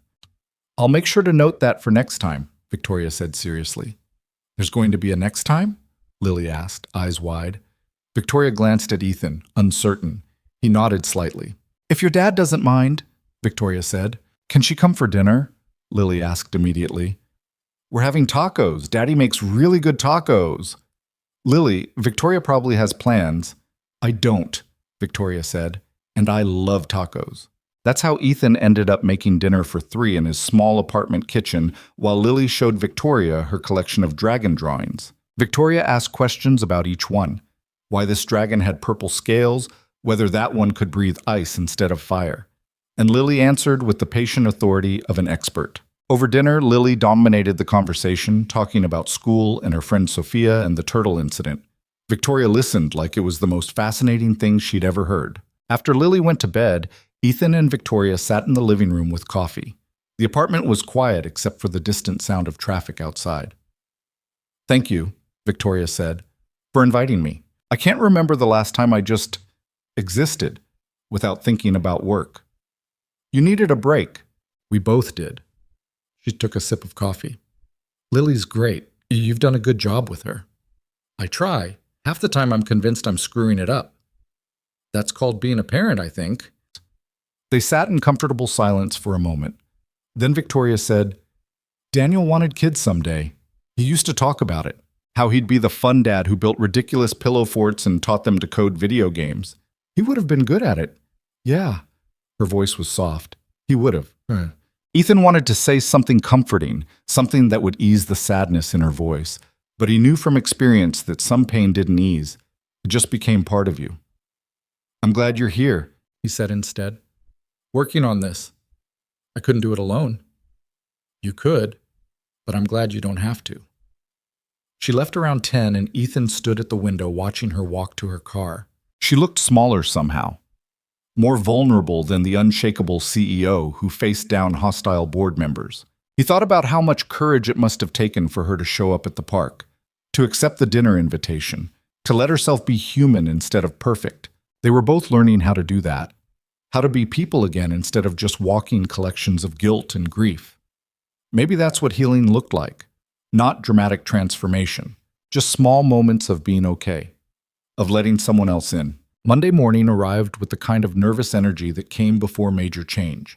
The new policies were officially active across all divisions. 50-hour work week caps, mandatory rest periods, real enforcement mechanisms. Ethan's inbox was flooded by 8 a.m. Questions from managers, concerns from team leads, a few angry messages from people who thought the whole thing was bureaucratic nonsense. He spent the morning putting out fires. By noon, he'd answered 40 emails and taken a dozen phone calls. His coffee had gone cold 3 times. At 12:30, Victoria called an emergency meeting of department heads. 15 people crowded into the conference room, most looking exhausted already. I know today has been chaotic, Victoria said without preamble. That's normal. Change is messy. But I need to know what you're seeing in your divisions. Real problems, not hypothetical concerns. Sarah from marketing spoke first. My team is confused about how to log hours. The system isn't clear. We'll fix that today, Victoria said, making a note. What else? But Gerald leaned back in his chair. My operations team is already behind on 3 projects because we can't work the hours necessary to meet deadlines. Are the deadlines realistic? Ethan asked. They were realistic under the old system. That's not an answer. Well, Gerald's jaw tightened. We have contracts. We have commitments. We can't just ignore them because the CEO decided we need to coddle people. Gerald, Victoria's voice went cold. You can either adapt your approach or find another company. Those are your options. Which one are you choosing? The room went silent. Gerald stared at her, clearly weighing whether to push back. Finally, he looked away. I'll adapt. Good. Anyone else? The meeting continued for another hour. Most of the problems were logistical, systems that needed updating, policies that needed clarification, fixable things. But underneath it all, Ethan could feel the resistance. The managers who were complying because they had to, not because they believed. After everyone filed out, Victoria slumped in her chair. Gerald's going to be a problem, she said. He's been a problem since the beginning, Bets. Yes, but now he's a problem with authority over 200 people. If he sabotages this, then we'll deal with it. But we can't fire everyone who disagrees with us. I know. Doesn't mean I have to like it. Ethan understood the frustration. They'd won the policy battle, but winning hearts and minds was a different fight. Slower, messier. No clean victory. Over the next 2 weeks, the reality of implementation set in. Some divisions adapted smoothly. Sarah's marketing team thrived under the new structure. The engineering division continued performing well. Other areas struggled.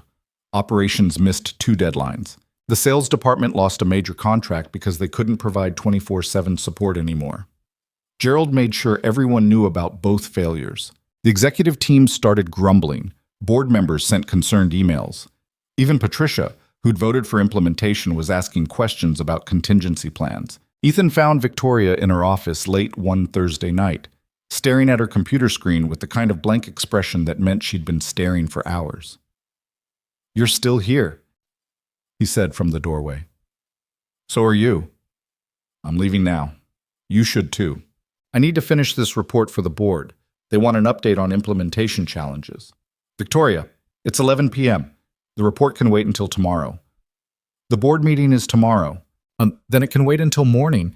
You're not thinking clearly anymore. I can see it from here. He? She finally looked at him, and her eyes were red-rimmed with exhaustion. What if this doesn't work? Ethan, what if we're wrong? We're not wrong. The data proves it. Data from divisions that are succeeding. What about the ones that aren't? What about the contracts we're losing? What if the cost is too high? Ethan walked into the office and sat in the chair across from her desk. You know what the cost of the old system was. You buried your brother because of it. That's too high. This? He gestured at her computer. This is growing pains. It's messy and frustrating, but it's not killing anyone. That's the difference. Victoria was quiet for a long moment. Then she closed her laptop. You're right. I'm too tired to think. I should go home. Good. I'll walk you to your car. You don't have to... I know. They walked through the empty building together. Their footsteps echoed in the deserted hallways. Outside, the parking garage was dark and cold. At her car, Victoria turned to face him. Thank you for pulling me out of there. I would have stayed all night. I know. That's why I came looking for you. She smiled slightly. We're a mess, aren't we? Two workaholics trying to reform workplace culture. The irony isn't lost on me. We should probably work on that. Probably. Neither of them moved. Then Victoria said, Would you want to have dinner again? With Lily and you? Not work dinner, just dinner. Ethan felt something warm unfold in his chest. Yeah, we'd like that. Good. Because Lily promised to show me her dragon castle, and I've been thinking about it all week. After she drove away, Ethan stood in the parking garage for a moment, trying to understand what was happening. Somewhere along the way, Victoria had stopped being Daniel's sister and started being someone important to him. Someone he looked forward to seeing, someone whose opinion mattered. It should have felt like betrayal, finding friendship in the person he'd wronged. But it didn't. It felt like the first honest thing he'd done in years. The board meeting the next day was brutal. Victoria presented the implementation report with her usual calm competence, but the numbers weren't great. 2 failed deadlines, 1 lost contract, productivity down in 3 divisions. Ms. Hale, Voss said carefully, we gave you 3 months to prove this works. We're 6 weeks in, and the results are mixed at best. Growing pains, Victoria said. Every major change has them. At what point do growing pains become permanent damage? Patricia asked. She didn't sound hostile, just concerned. We're losing money. We're losing contracts. Our competitors are circling. We're also retaining talent at unprecedented rates, Victoria countered. Employee satisfaction is up. Quality of work is improving. The divisions that have fully adapted are outperforming their previous benchmarks. And the ones that haven't adapted, Voss pressed, are being managed by people who don't want this to work. Gerald's operations division accounts for 60% of our current problems. If we address that issue, most of these concerns resolve themselves. You want to fire Gerald? One of the board members asked. After we just reassigned Warren? How many managers are we supposed to go through? As many as it takes, Victoria said flatly. I'm not going to let resistant managers sabotage workplace reform. If they can't adapt, they need to go. The board members exchanged glances. Ethan could see them calculating, weighing costs and benefits, wondering if Victoria was worth the chaos she was creating. Finally, Voss spoke. We'll give you 8 more weeks. But Ms. Hale, if the numbers don't improve significantly by then, we'll need to reevaluate this entire program, including your position. It was a threat wrapped in professional language, but the meaning was clear. Fix this or you're done. Victoria's expression didn't change. Understood. After the meeting, Ethan followed her back to her office. She walked fast, her shoulders tight with suppressed tension. Inside, she closed the door and leaned against it. They're going to fire me, she said. Not if the numbers improve. How? How do we fix operations in 8 weeks when Gerald's actively working against us? We document everything, every missed deadline, every time he pressures someone to work over the limit, every policy violation. Then we take it to HR and the board with proof that he's the problem. They can't ignore documentation. Victoria looked at him. That's going to take time, and we don't have much. Then we move fast. I'll reach out to people in operations, get them to report violations confidentially, build a case. Gerald will know what we're doing. Barshim. Let him. Either he'll clean up his act, which solves the problem, or he'll get worse and give us more evidence. Either way, we win. Victoria pushed off from the door and started pacing. This is riskier than the pilot program. If it blows up in our faces, it won't. You can't know that. No, but I know Gerald's been getting away with this for years because no one bothered to hold him accountable. That ends now. She stopped pacing and looked at him. Really looked at him. You've changed since this started. You're not the same person I confronted 6 months ago. Neither are you. I haven't changed. I've always been this way. No, Ethan said. You've always been determined, but 6 months ago you were alone. You didn't trust anyone to help you. Now you do. Victoria opened her mouth, then closed it.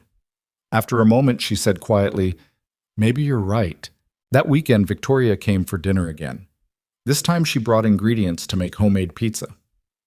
Lily was thrilled with the idea and insisted on helping with everything, which meant the kitchen ended up covered in flour and sauce ended up in places sauce should never be. But the pizza turned out surprisingly good, and Lily declared Victoria an official chef now, just like me, which Victoria accepted with appropriate solemnity. After dinner, they built the promised dragon castle using every cardboard box Ethan had saved from deliveries. It took up half the living room and was structurally unsound, but Lily loved it. This is where the Dragon King lives, she explained, pointing to the tallest tower. And this is where Jeffrey lives because he's afraid of heights, so he gets the ground floor.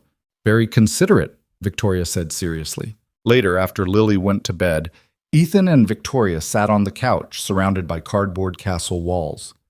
I needed this, Victoria said, more than I realized. Cardboard architecture? Normalcy. Being around people who don't want anything from me except to build ridiculous castles. Lily's pretty great at making people feel normal. She gets that from you. Ethan shook his head. I'm not normal. I'm just trying. That's what normal is, I think. Trying, showing up, being present even when it's hard. She paused. You're good at that. Took me a long time to figure out how. They sat in comfortable silence.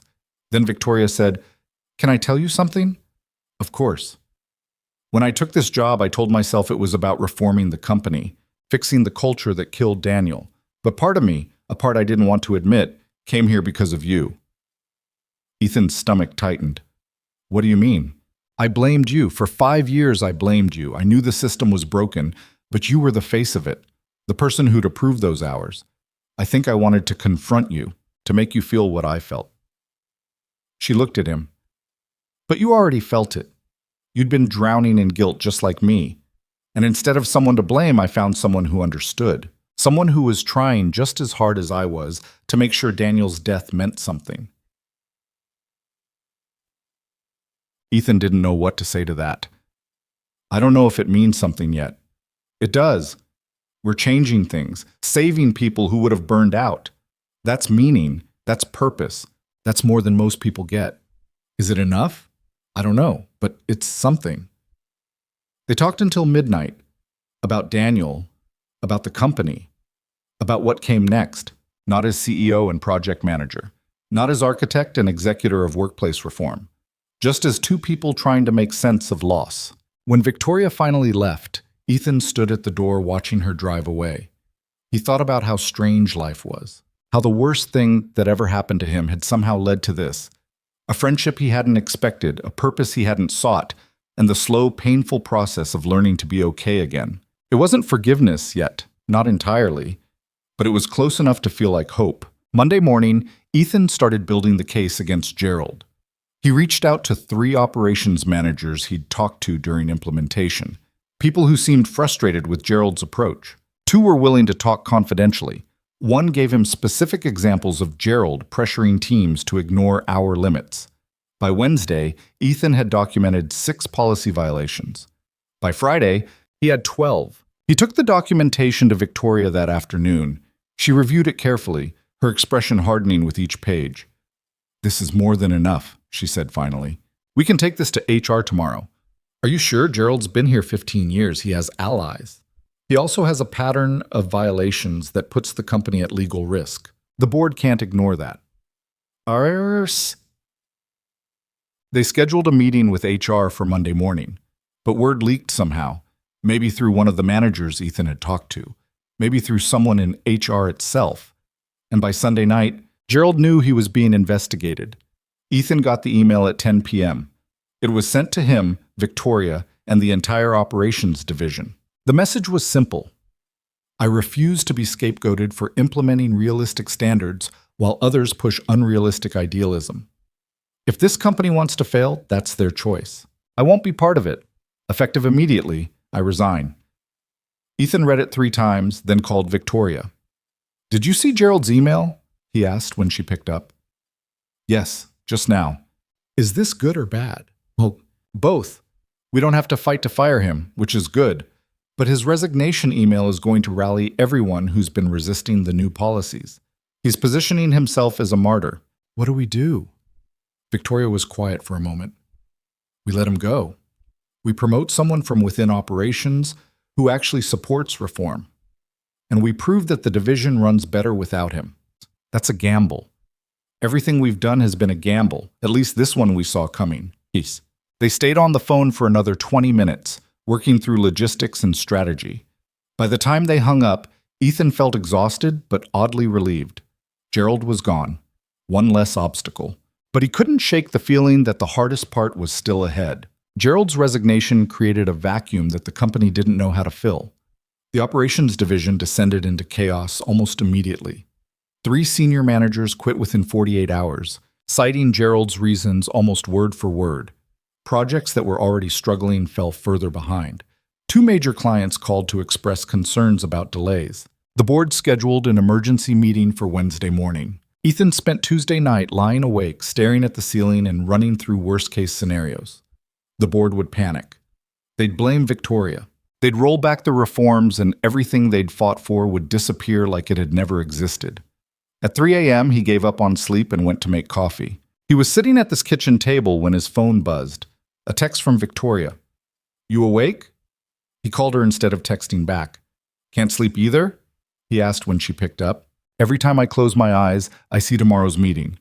Voss telling me I'm fired. The board voting to reverse everything. Gerald winning. That won't happen. You don't know that? No, but I know you're not going down without a fight. And neither am I. Victoria laughed, but it sounded tired. We're quite a pair. 2 insomniacs trying to save the world. Just trying to save one company. The world can wait. They talked for an hour. Not about the meeting or strategy or what came next, just about small things. Victoria told him about growing up with Daniel, how he'd been the funny one, the one who could make anyone laugh. Ethan told her about Lily's recent obsession with becoming a paleontologist, and how she'd started carrying around a toy dinosaur she'd named Dr. Bones. That's adorable, Victoria said. She's convinced Dr. Bones needs to come to every meal. We have to set a place for him. Okay, workshop eats. Does Dr. Bones have dietary restrictions? Only eats vegetables, apparently, which is convenient because Lily doesn't want them. Victoria laughed, and this time it sounded real. I miss that. Being around someone who sees the world that simply. Good guys and bad guys. Problems that can be solved with imagination. You should come over more often. Lily's always asking when Miss Victoria is coming back. Yeah? Yeah, she likes you. And honestly, so do I. There was a pause. Then Victoria said quietly, I like you too, Ethan. More than I expected to. Is that a good thing or a bad thing? I'm still figuring that out. They hung up eventually, and Ethan managed to sleep for 2 hours before his alarm went off. He got Lily ready for school, made her breakfast, listened to her explain why Dr. Bones needed sunglasses today because dinosaurs probably liked being stylish too. The normalcy of it steadied him. Whatever happened at the board meeting, he still had this. Still had Lily and breakfast conversations and toy dinosaurs with fashion sense. That had to be enough. The board meeting started at 9. Ethan sat beside Victoria at the conference table, acutely aware that this could be the end of everything they'd built. Voss opened without pleasantries. Let's address the situation in operations. 4 resignations in 3 days. Multiple projects behind schedule. Clients expressing concerns. Ms. Hale, explain to us why this isn't a complete disaster. Victoria's voice was steady, because the problem wasn't the reforms. It was Gerald and the managers who enabled his approach. They were resisting change, not implementing it properly. Their departure removes the main obstacle to success. That's optimistic, Patricia said dryly. How do you plan to actually fix operations? We're promoting from within. Elena Rodriguez has been an operations manager for 6 years. She supported the reforms from the beginning. She knows the division, has the team's respect, and has already started implementing changes. And if she can't turn things around, Voss asked, then we'll reevaluate. But she deserves a chance. The alternative is admitting that Gerald was right, that we need to work people to death to succeed. I won't accept that conclusion without exhausting every other option first. One of the board members Ethan didn't know well leaned forward. The optics of this are terrible. 4 managers quitting looks like a mass exodus, like the ship is sinking. Or it looks like we're serious about reform, Ethan said. Everyone turned to him. Gerald and his allies resisted every change. They undermined policies, pressured employees to work excessive hours, and created a toxic environment. Their departure isn't a loss. It's accountability. And the employees who actually do the work are relieved they're gone. You've spoken to operations employees? Patricia asked. 12 of them over the past 2 days. They're exhausted and demoralized, but not because of the reforms. Because Gerald kept telling them the reforms would fail and they should prepare for things to go back to how they were. Now that he's gone, they finally believe we're serious. Voss looked skeptical. That's a convenient narrative. It's the truth. You want proof? Talk to them yourself. Don't just listen to executive-level complaints. Ask the people actually doing the work what they need. The room was silent. Then Patricia said, I'd like to do that. Interview a representative sample of operations staff. See what they're actually experiencing. Fine, Voss said. We'll conduct employee interviews. But in the meantime, Ms. Hale, you have 4 weeks to show improvement in operations. If the numbers don't move in the right direction, we're pulling the plug on this entire program. Are we clear? Crystal, Victoria said. After the board members left, Ethan and Victoria sat alone in the conference room. Victoria's hands were shaking slightly, the only sign that her calm facade had cost her something. 4 weeks, she said. We can do it. Can we? Gerald spent months sabotaging operations. Even with him gone, the damage is done. Projects are behind. Clients are worried. How do we fix that in 4 weeks? By working with Elena, by giving her the resources she needs, by showing the operations team that we meant what we said about supporting them. Victoria closed her eyes. I'm tired, Ethan. I've been fighting this fight for years across multiple companies. And every time, it's the same pattern. Initial success, then resistance, then a crisis, then backsliding. I don't know if I have another battle in me. Ethan reached across the table and took her hand. She looked surprised but didn't pull away. You're not fighting alone this time, he said. That's different. That matters.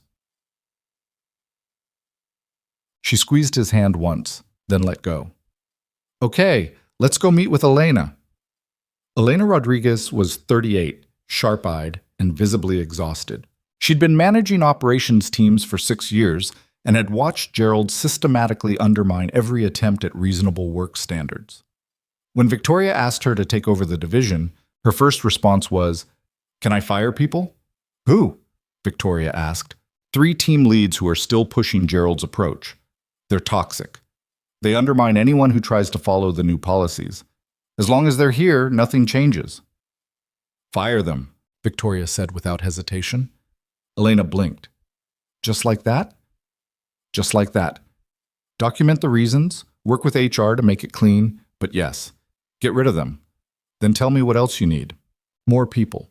Gerald kept the division understaffed to force overtime. If we're going to meet deadlines without killing everyone, we need at least 8 additional staff. You'll have them. What else? Time.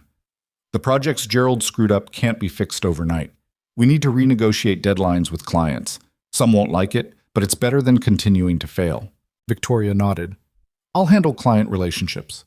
You focus on rebuilding the team. And Elena? I'm trusting you. Don't make me regret it. I won't, Elena said. Then she smiled slightly. Honestly, this is the first time in 6 years I felt like management actually gives a damn. That's worth fighting for. After the meeting, Ethan walked Victoria back to her office. She looked wrung out, like she'd used up every reserve of energy just staying upright.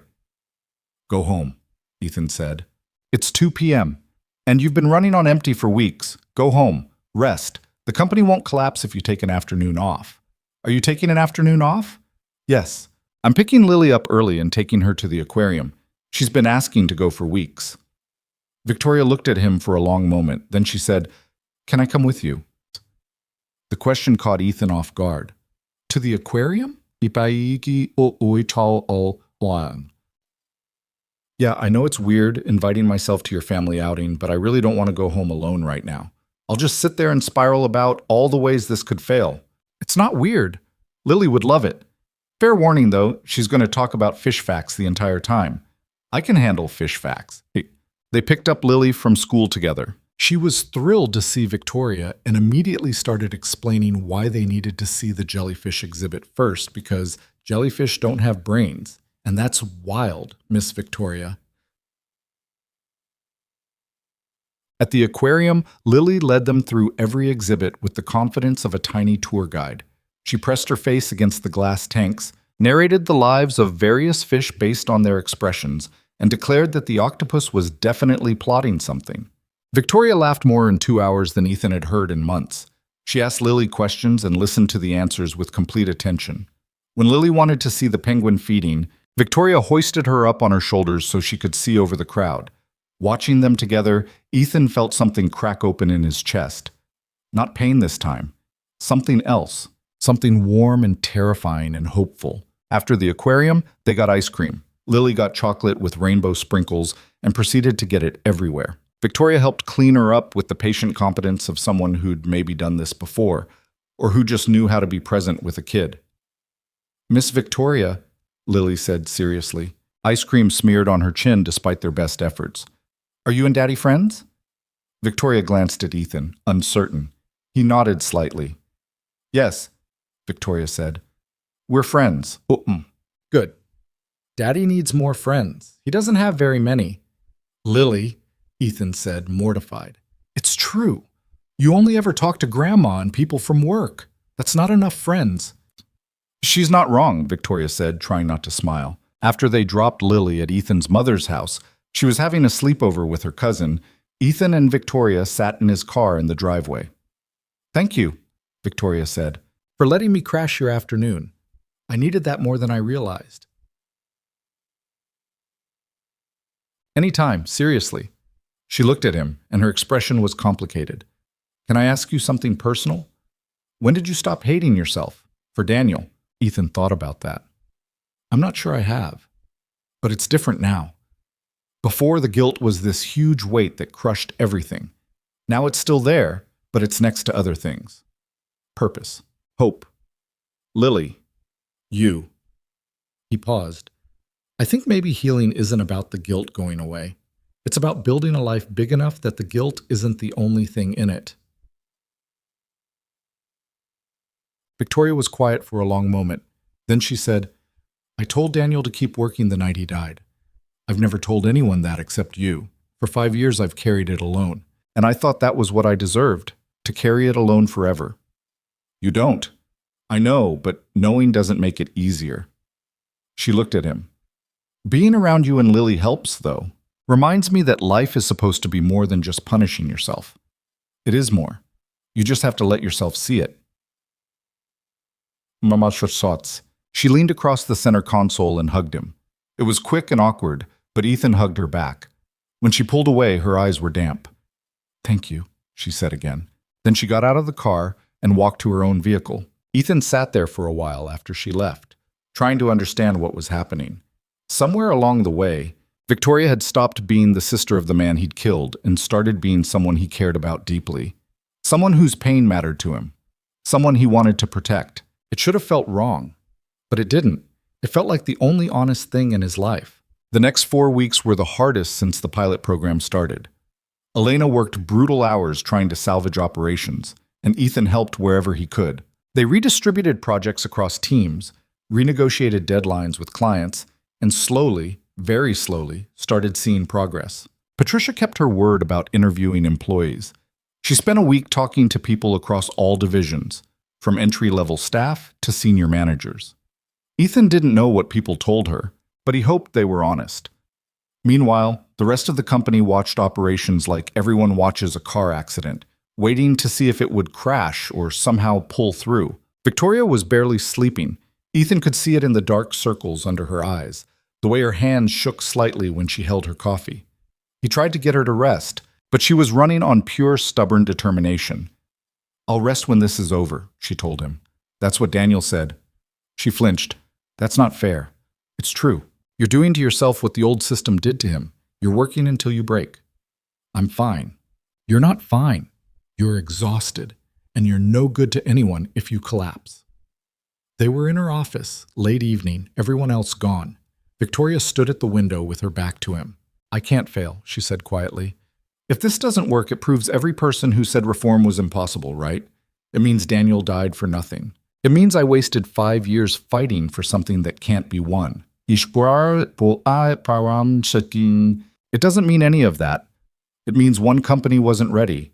There will be others. I don't want there to be others. I want this one to work. I want to win just once."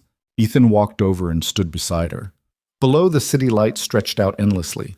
All those buildings full of people working too hard, trying to prove something, slowly burning out. "You're already winning," he said. "Even if the board shuts this down tomorrow, you've changed things. People in this company know what's possible now. They've experienced what work can be like when you're not exhausted all the time.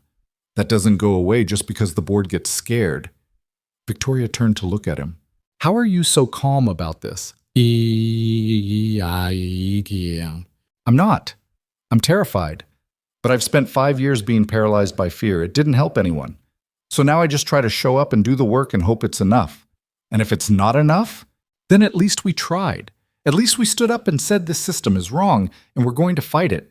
That's more than most people do." She leaned against him, just for a moment, like she was too tired to hold herself up anymore. Ethan put his arm around her shoulders and they stood there together, watching the city lights and trying to believe tomorrow wouldn't destroy everything. The board meeting to review operations progress was scheduled for a Friday morning, 3 weeks and 6 days since they'd been given the ultimatum. Elena had prepared a presentation showing the improvements. Projects back on track. Employee satisfaction up significantly. 2 major clients expressing renewed confidence. But Ethan knew numbers could only tell part of the story. The board needed to believe this was sustainable, not just a temporary spike. He and Victoria arrived early. Elena was already there, setting up her laptop, looking nervous. "You've got this," Victoria told her. "Just tell the truth. Show them what you've built." Elena nodded, but her hands were shaking. The board members filed in, Voss, Patricia, the others. They took their seats with expressions that gave nothing away. Patricia spoke first. "I've completed the employee interviews. I spoke to 47 people across all divisions over the past 3 weeks. I'd like to share what I found before we hear from operations." Ethan's stomach dropped. This could go either way. Patricia pulled up a document on the screen. "The employees I spoke to were almost unanimously positive about the reforms. They reported feeling more rested, more engaged, and more valued. Several mentioned that, for the first time in years, they felt like the company cared whether they lived or died." That's a direct quote from 3 different people. She clicked to the next slide. In operations specifically, the story was more complicated. Employees were demoralized by Gerald's resistance and the constant message that reform would fail. However, since Elena took over, morale has improved dramatically. People feel heard, they trust leadership again, and most importantly, they believe the changes will stick. Voss leaned forward. "Did anyone express concerns?" "A few, mostly about whether the board would maintain commitment if profits dipped. There's a fear that this is temporary, that at the first sign of financial trouble, we'll backslide." Patricia paused. "I told them I couldn't promise that wouldn't happen, but I also told them I'd advocate for making these changes permanent." The room went silent. Then Patricia looked at Victoria. I was skeptical at first. I thought this was idealistic nonsense that would hurt our competitive edge. But the data doesn't lie. We're retaining talent. Quality is up. And the divisions that have fully embraced reform are outperforming their previous benchmarks. This works. We should make it permanent. Ethan saw Victoria's shoulders relax slightly. One vote in their favor. They needed more. Elena presented next. She walked through operations improvements with clear, confident data. Projects completed, deadlines met, clients satisfied. The division had gone from crisis to functional in under a month. How did you do it? Voss asked. I actually enforced the policies, Elena said bluntly. I removed toxic managers. I hired additional staff. I redistributed work so no one was drowning. And I told the team I trusted them to do good work without killing themselves. That's it. That's the whole strategy. And you believe this is sustainable? Absolutely. The old approach was never sustainable. We were just good at hiding the damage until people quit or broke down. Now the damage is visible, which means we can actually address it. After Elena finished, the board deliberated. 15 minutes that felt like hours. Ethan sat beside Victoria, both of them silent, waiting. Finally, Voss spoke. We're approving permanent implementation, company-wide, all divisions, effective immediately. Victoria's breath caught. Ethan felt lightheaded. However, Voss continued, we'll be monitoring closely. If performance drops, if we see negative trends, we reserve the right to adjust. This isn't a blank check, Ms. Hale. It's continued trust that you'll deliver results. Understood, Victoria said. Her voice was steady, but Ethan saw her hands gripping the edge of the table. After the board members left, Ethan and Victoria sat in the empty conference room. Elena had already gone to tell her team the news. They were alone. We did it, Victoria said. She sounded stunned. You did it. We did it, she repeated firmly. This was never just me.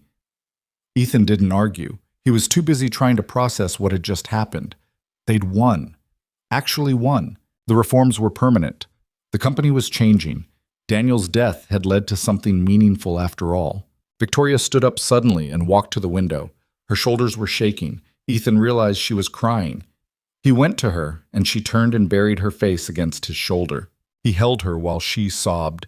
Huge, wrenching sobs that sounded like 5 years of grief finally breaking loose.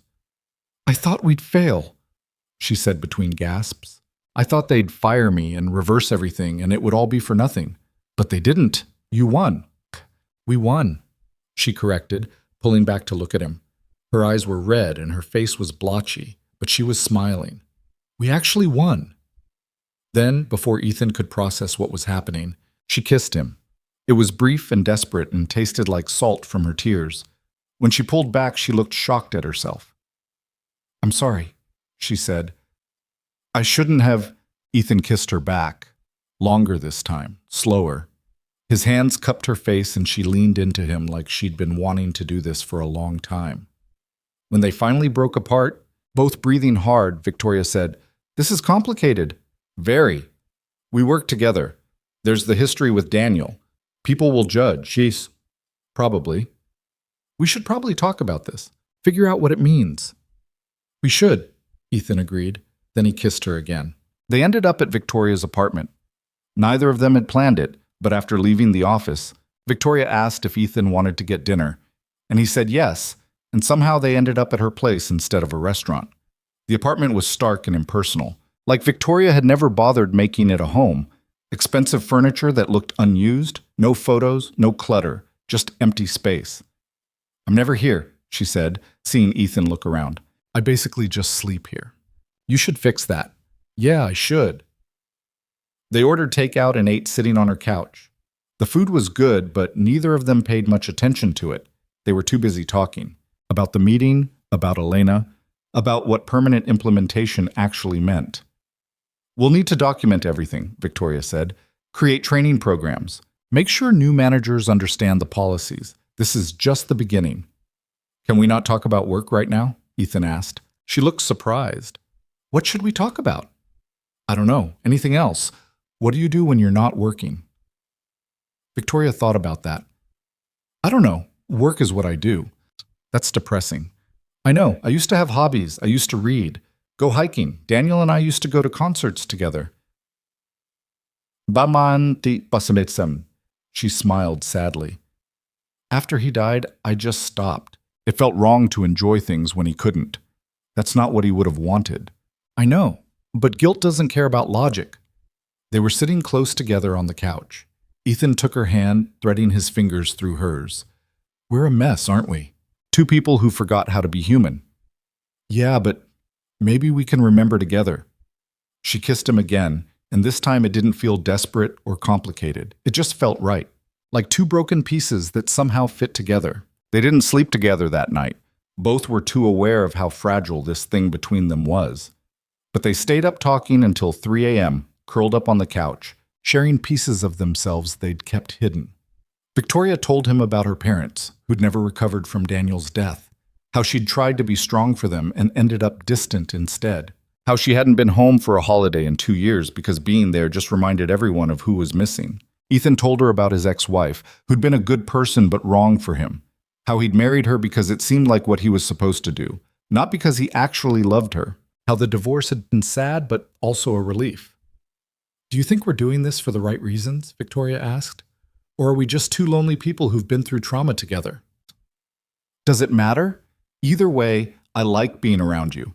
Either way, you make me feel less alone. That's not the most romantic declaration. It's honest, though. She smiled. Yeah, it is. Ethan left around 4 a.m., exhausted but lighter than he'd felt in years. He drove home through empty streets, thinking about Victoria and the kiss and what came next. Part of him was terrified. This could blow up in their faces, could make everything complicated, could end badly and ruin the working relationship they'd built. But another part, the part that had learned to take risks again, to believe in something beyond guilt, thought maybe it was worth it. Maybe Victoria was worth it. At home, he collapsed into bed and slept for 4 hours before his alarm went off. Lily was at his mother's for the weekend, so he had the apartment to himself. He made coffee, took a shower, and tried to figure out what he was supposed to do now. His phone buzzed. A text from Victoria. I keep replaying last night in my head, trying to figure out if I made a huge mistake. Ethan typed back, "Did you?" Her response came quickly. "I don't think so, but I'm scared." "Me too. Want to talk about it?" "Not over text. Can you come over?" Ethan was in his car 5 minutes later. Victoria answered the door in sweatpants and an old t-shirt, hair pulled back in a messy bun.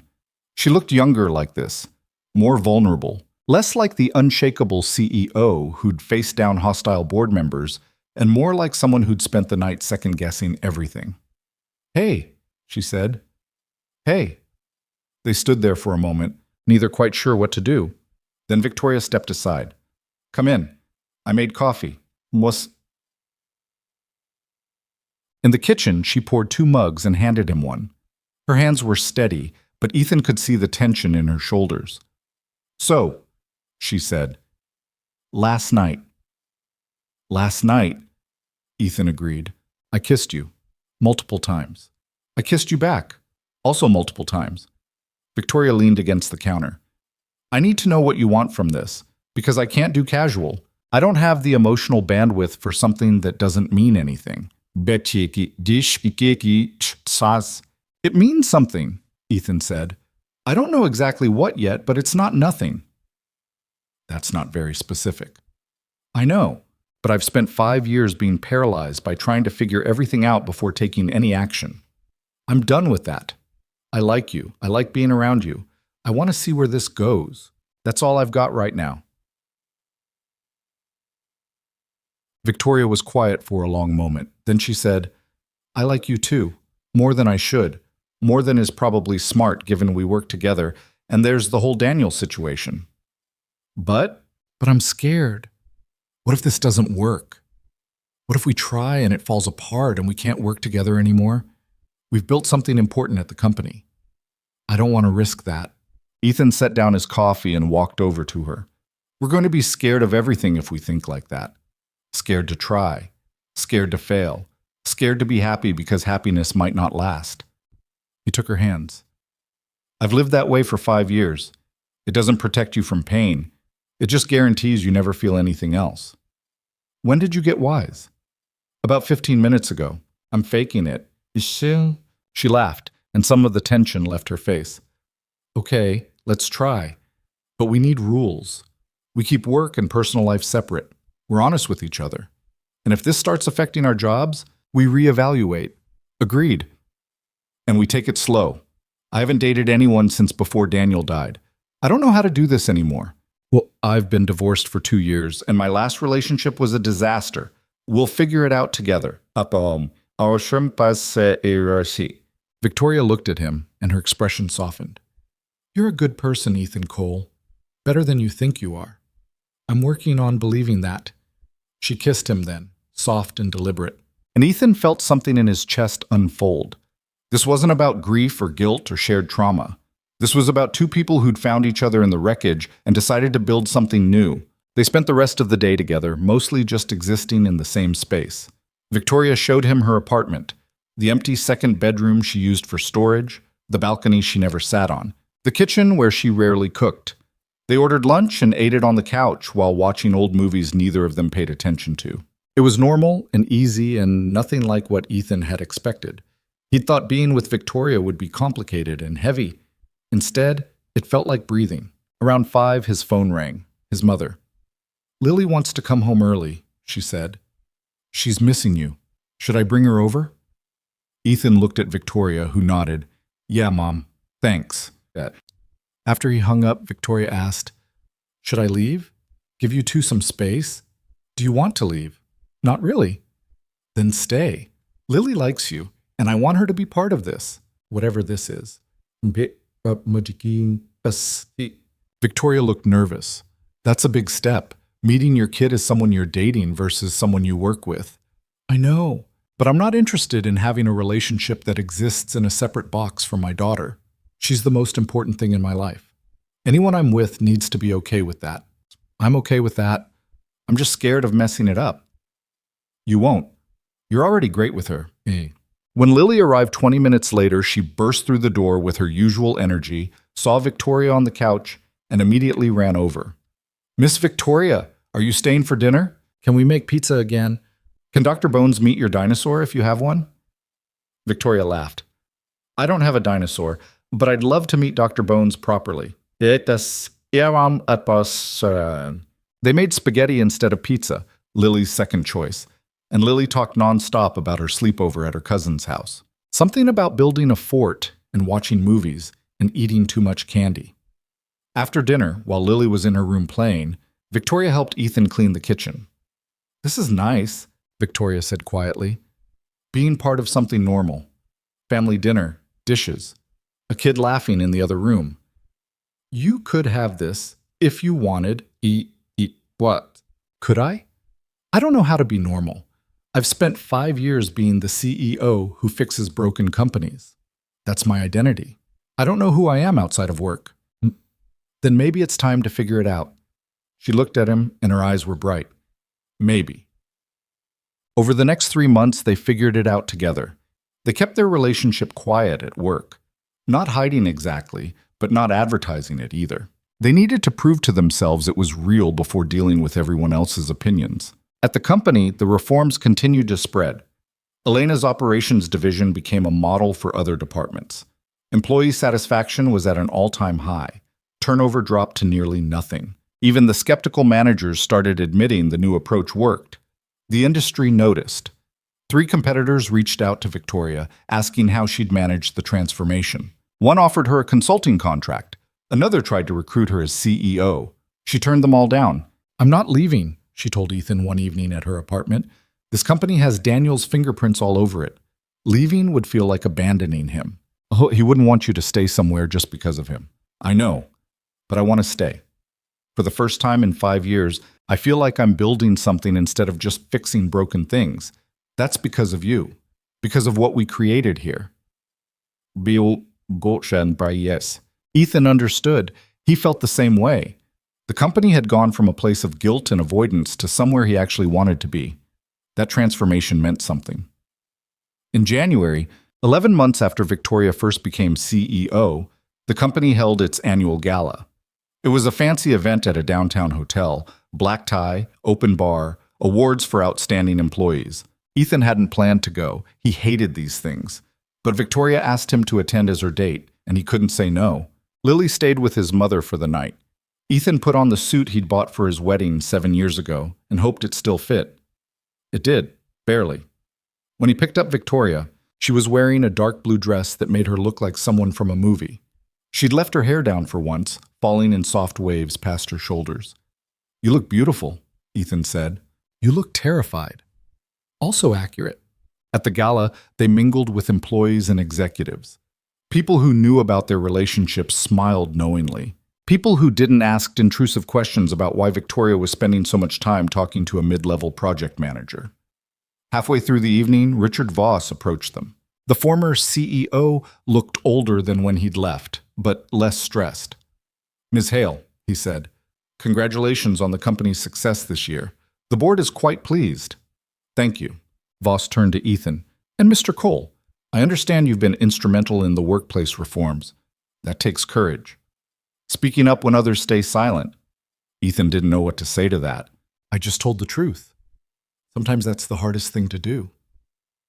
After Voss walked away, Victoria squeezed Ethan's hand. "He's right, you know. You did something brave. You stood up in front of people who could fire you and told them they were wrong. That changed everything." "You were the one who—" "We did it together," Victoria interrupted. "Stop trying to give me all the credit. We're a team." The award ceremony started at 8. Various employees received recognition for outstanding work. Elena got an award for leadership. Sarah from marketing got one for innovation. Then Voss returned to the stage. "Our final award tonight is new. It's for someone who exemplifies our company's values of putting people first, someone who fought for reform when it wasn't popular, someone who turned personal tragedy into meaningful change." Ethan's stomach dropped. He knew what was coming. This year's Workplace Excellence Award goes to Ethan Cole. The room erupted in applause. Ethan sat frozen. Victoria nudged him gently. "Go. You earned this. Ishi intimas mkias." He walked to the stage on autopilot, accepted the plaque from Voss, looked out at the crowd of people clapping for him. He should say something, thank people, make a gracious speech. Instead he said, "This award should have Daniel Hale's name on it." The applause stopped. The room went silent. Ethan continued, 5 years ago, Daniel Hale died because this company valued profit over people. He worked himself to death because we told him that was what success looked like. I approved the hours that killed him. I'm partially responsible for his death. That's not something you give awards for." He could see Victoria in the crowd, her hand over her mouth. He could see Victoria in, "But Daniel's death taught me something. It taught me that we can't keep sacrificing people for productivity. We can't keep pretending that exhaustion is dedication. We can't keep building success on broken bodies and destroyed lives." He looked at the plaque in his hands. "This award represents changes that happened because Daniel died, because his sister refused to let that death be meaningless, because employees in this room decided they deserved better." Okay, see. He set the plaque down on the podium. "I don't deserve recognition for helping fix a system I helped break.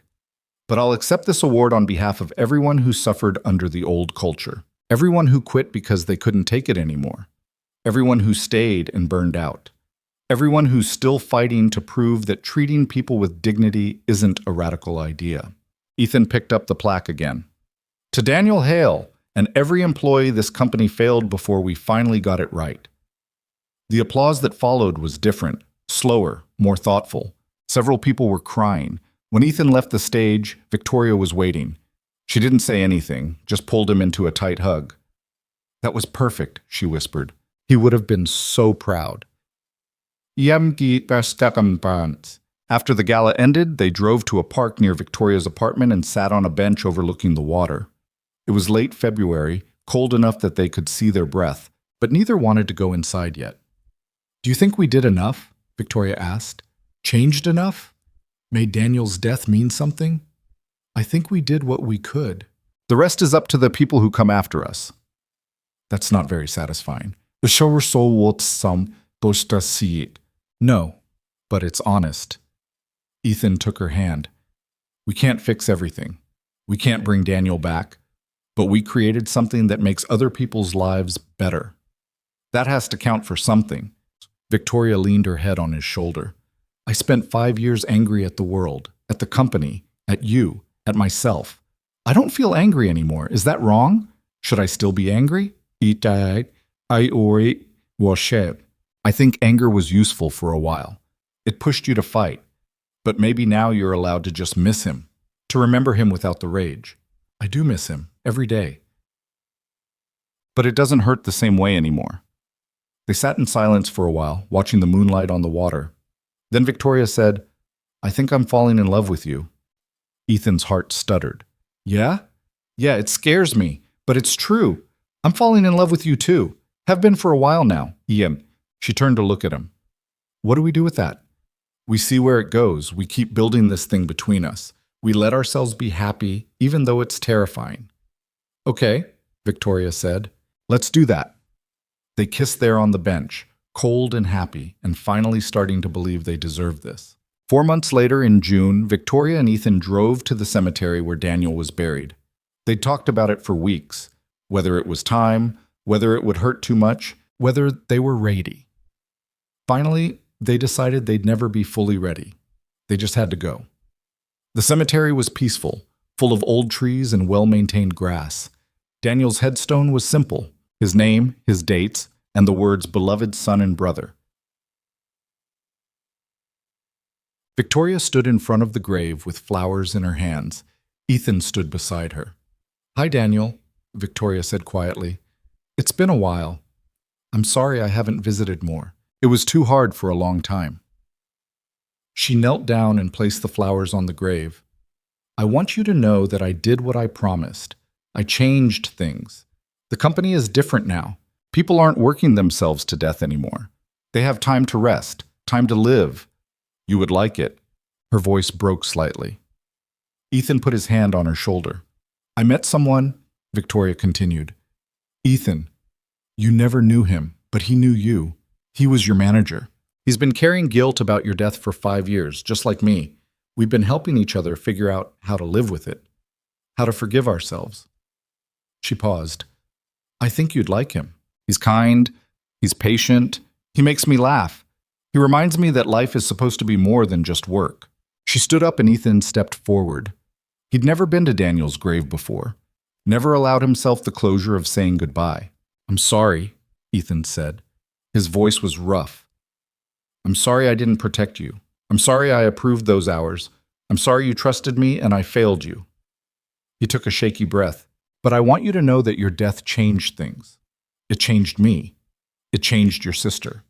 It changed a whole company. That doesn't make it okay. Nothing makes it okay. But maybe it means something. Victoria took his hand.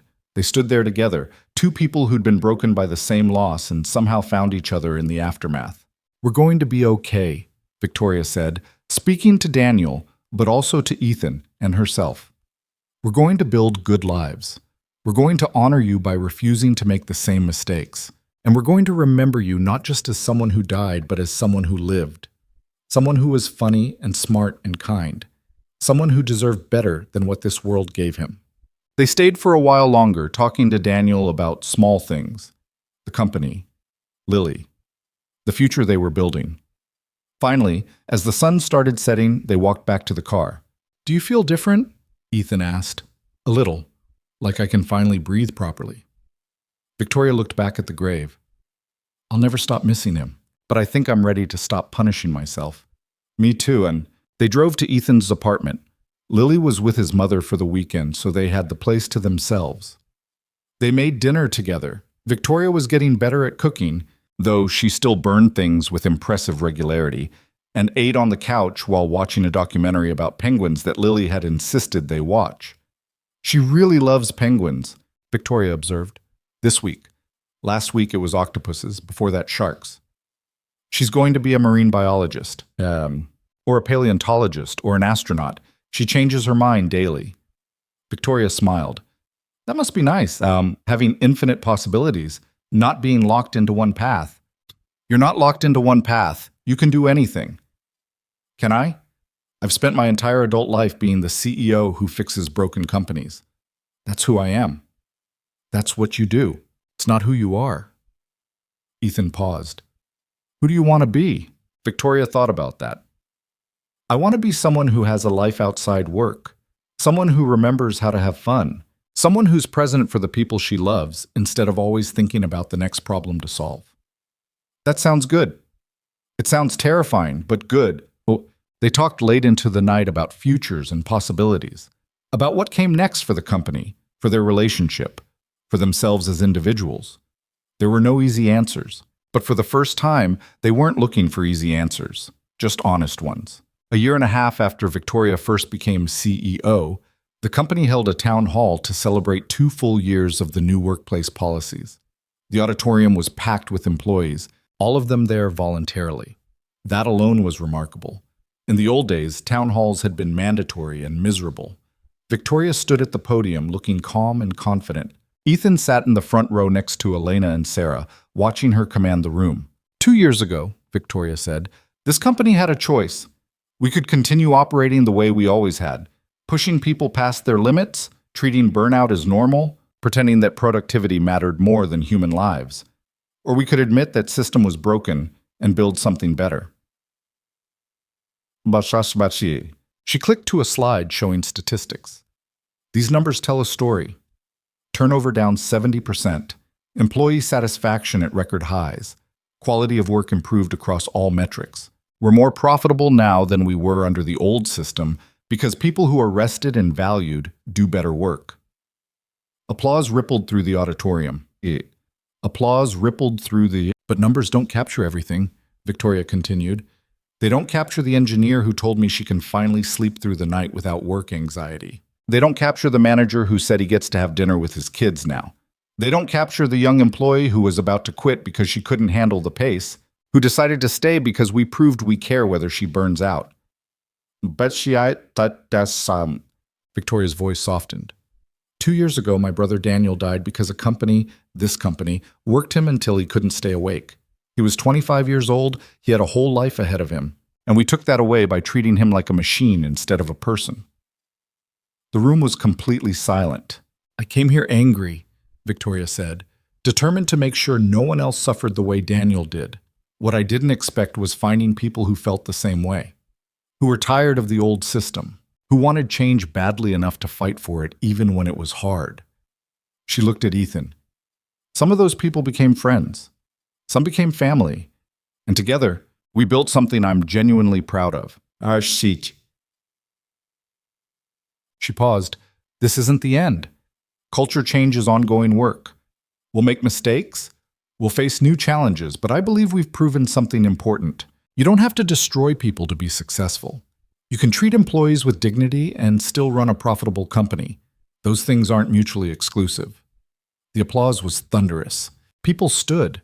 Ethan felt his throat tighten with emotion he couldn't quite name. After the town hall, employees swarmed Victoria with questions and thanks. Ethan hung back, letting her have her moment. Elena appeared beside him. You two make a good team, she said. Ethan glanced at her. That obvious? To anyone paying attention, she looks at you like you're the reason she smiles. Elena paused. For what it's worth, I think Daniel would approve. Of the changes. Of you. All of it. I hope so. I know so. I've read about him. Talked to people who knew him. He wanted exactly what you two built here. He just didn't live long enough to see it. After the crowd cleared, Ethan found Victoria in her office. She was standing at the window looking out at the city like she had so many times before. But this time, she didn't look tense or worried. She just looked peaceful. Hey, Ethan said from the doorway. She turned and smiled. Hey, that went well. It went perfectly. You were perfect. I was nervous. Didn't show. She walked over and wrapped her arms around him. Thank you for everything. For believing in this when I was too tired to keep fighting. For being my partner. For loving me, even though I'm a workaholic with too much baggage. You're not baggage, you're just human, and I love you exactly as you are. Victoria pulled back to look at him. I want to ask you something, and you can say no. Okay, move in with me, you and Lily. I know it's a big step, and I know we've only been together for a year, but I want to wake up next to you every morning. I want to have breakfast with Lily and hear about her dragon drawings. I want to build a life with you, a real life, not just stolen moments between work. Ethan felt his heart expand. You want Lily to live with you? I want both of you. I know I'm not her mother. I'm not trying to replace anyone, but I love her, and I love you, and I want us to be a family, if that's something you want too. Ethan thought about his small apartment, about the life he'd built there as a survival mechanism. Then he thought about Victoria's empty apartment becoming a home, about Lily having another person who loved her unconditionally, about waking up every day next to someone who understood him completely. Yes, he said. We want that too. Victoria's smile was radiant. Yeah? Yeah, but you have to let Lily decorate. Fair warning, there will be dinosaurs everywhere. I can live with dinosaurs. They moved in together 2 months later. Lily was thrilled with the new apartment, especially the second bedroom that became hers. She covered the walls with drawings and insisted on giving Victoria a tour of every corner, explaining where her toys belonged and why the window was perfect for watching birds. Victoria listened with complete attention, asking questions about Lily's stuffed animals, and admiring the dragon castle they'd rebuilt in the living room. That night, after Lily was asleep, Ethan and Victoria sat on the balcony Victoria had never used before. The city lights stretched out below them, but for once, they weren't thinking about work or problems or what came next. This is nice, Victoria said, having a home that feels like a home. You've done good work here, making it comfortable. Lily did most of it. She has opinions about throw pillows. Ethan laughed. She has opinions about everything. Ikats. They sat in comfortable silence. Then Victoria said, I never thought I'd have this. A partner, a family, a life outside work. After Daniel died, I assumed I'd just be alone forever, that I didn't deserve happiness. But you showed me that guilt doesn't have to be forever, that we can honor the people we lost by building lives they'd be proud of, that redemption isn't about erasing the past. It's about making sure the past creates something meaningful for the future. Ethan took her hand. I spent 5 years believing I deserved nothing but punishment, that loving someone or being happy would somehow betray Daniel, but you taught me that he wouldn't want that. He'd want us to live, to fight for better things, to find joy even after tragedy. We're both still learning. Yeah, but we're learning together. That makes it easier. Victoria leaned her head on his shoulder. I love you, Ethan Cole. I love you too. And they sat there until late, talking about the future they were building, about Lily starting 3rd grade, about Victoria finally taking a vacation, about the possibility of expanding the workplace reforms to other companies through consulting work. The conversation was easy and hopeful, and nothing like what either of them had imagined a year ago. But that was the thing about healing. It didn't happen the way you expected. It happened in small moments, in quiet conversations, in choosing to build something new instead of staying trapped in what was broken. 2 years after moving in together, on a warm Saturday in spring, Victoria and Ethan got married. It was a small ceremony in a park, just close friends and family. Lily was the flower girl and took the job very seriously, scattering petals with the precision of a surgeon. Ethan's mother cried through the entire ceremony. Victoria's parents came, the first time she'd seen them in 3 years. They looked older and sadder, but they smiled when Victoria said her vows. I promise to build a life with you that honors both the joy and the grief we've experienced, Victoria said, her voice steady. I promise to remember that we're human, not perfect. I promise to love you on the hard days and the easy days. And I promise to never forget that the worst tragedy of our lives led us to each other. And that's a gift I'll treasure forever. Ethan's vows were simpler. I promise to show up, to be present, to love you and Lily with everything I have. And I promise that we'll keep fighting for the things that matter, not because it's easy, but because it's right. After the ceremony, during the reception in Victoria's parents' backyard, Ethan found himself standing next to Victoria's father. The older man looked at him with Daniel's eyes. Thank you, he said quietly, for taking care of her, for helping her find peace. She helped me find it too. Daniel would have liked you. He had good instincts about people. Ethan's throat tightened. I wish I'd known him better. Wish I'd made different choices. We all do. But what you and Victoria built from his death, that matters. That means he didn't die for nothing. Victoria's father put a hand on Ethan's shoulder. Victoria's father put a hand. You gave my daughter her life back. That's more than I could have hoped for. Later, when the party was winding down and Lily was asleep on a couch inside, Ethan and Victoria stood in the backyard looking at the stars. We did it, Victoria said. We actually built a life. A good life. A great life. She turned to look at him. You know what I realized today?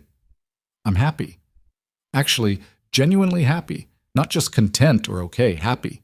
I didn't think that was possible after Daniel died. He'd want you to be happy. I know. And I think I finally believe that. She paused. I'll always miss him. Always wish things had been different, but I'm not drowning in guilt anymore. I'm just living. Finally living. Ethan pulled her close. That's all we can do. Live the best lives we can. Fight for the things that matter. Love the people we're lucky enough to find, and hope that's enough. It's enough, Victoria said. It's more than enough. They stood there together, two people who'd found each other in grief and built something beautiful from the wreckage. The worst thing that ever happened to them had led them here. To this backyard, this marriage, this life that neither had imagined possible. It didn't erase the pain. It didn't bring Daniel back. But it proved something important. That tragedy doesn't have to be the end of the story. That guilt can transform into purpose. That two broken people can help each other heal. And sometimes, not always, but sometimes, the worst things in life lead us exactly where we need to be. Years later, when Lily was 15 and asking her parents about how they met, Ethan would tell her the truth. That he'd made a mistake that cost someone their life. That her stepmother was that person's sister. That they'd found each other through shared grief and built something meaningful from it. That's really sad, Lily would say. It is, Ethan would agree. But it's also hopeful, because it means that even when we make terrible mistakes, we can still find ways to do better. To be better. To make sure those mistakes lead to something good. Did you forgive yourself? Lily would ask. For what happened? Ethan would think about that. I don't know if forgiveness is the right word. I learned to live with what I did. To accept that I can't change the past, but I can change the future.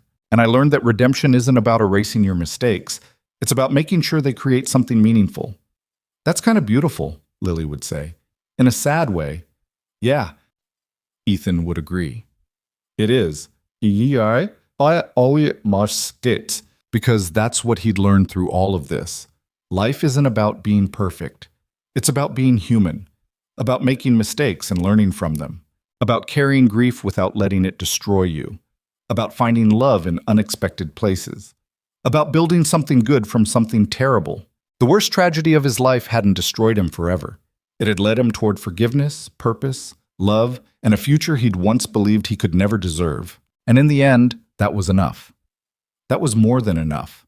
That was everything.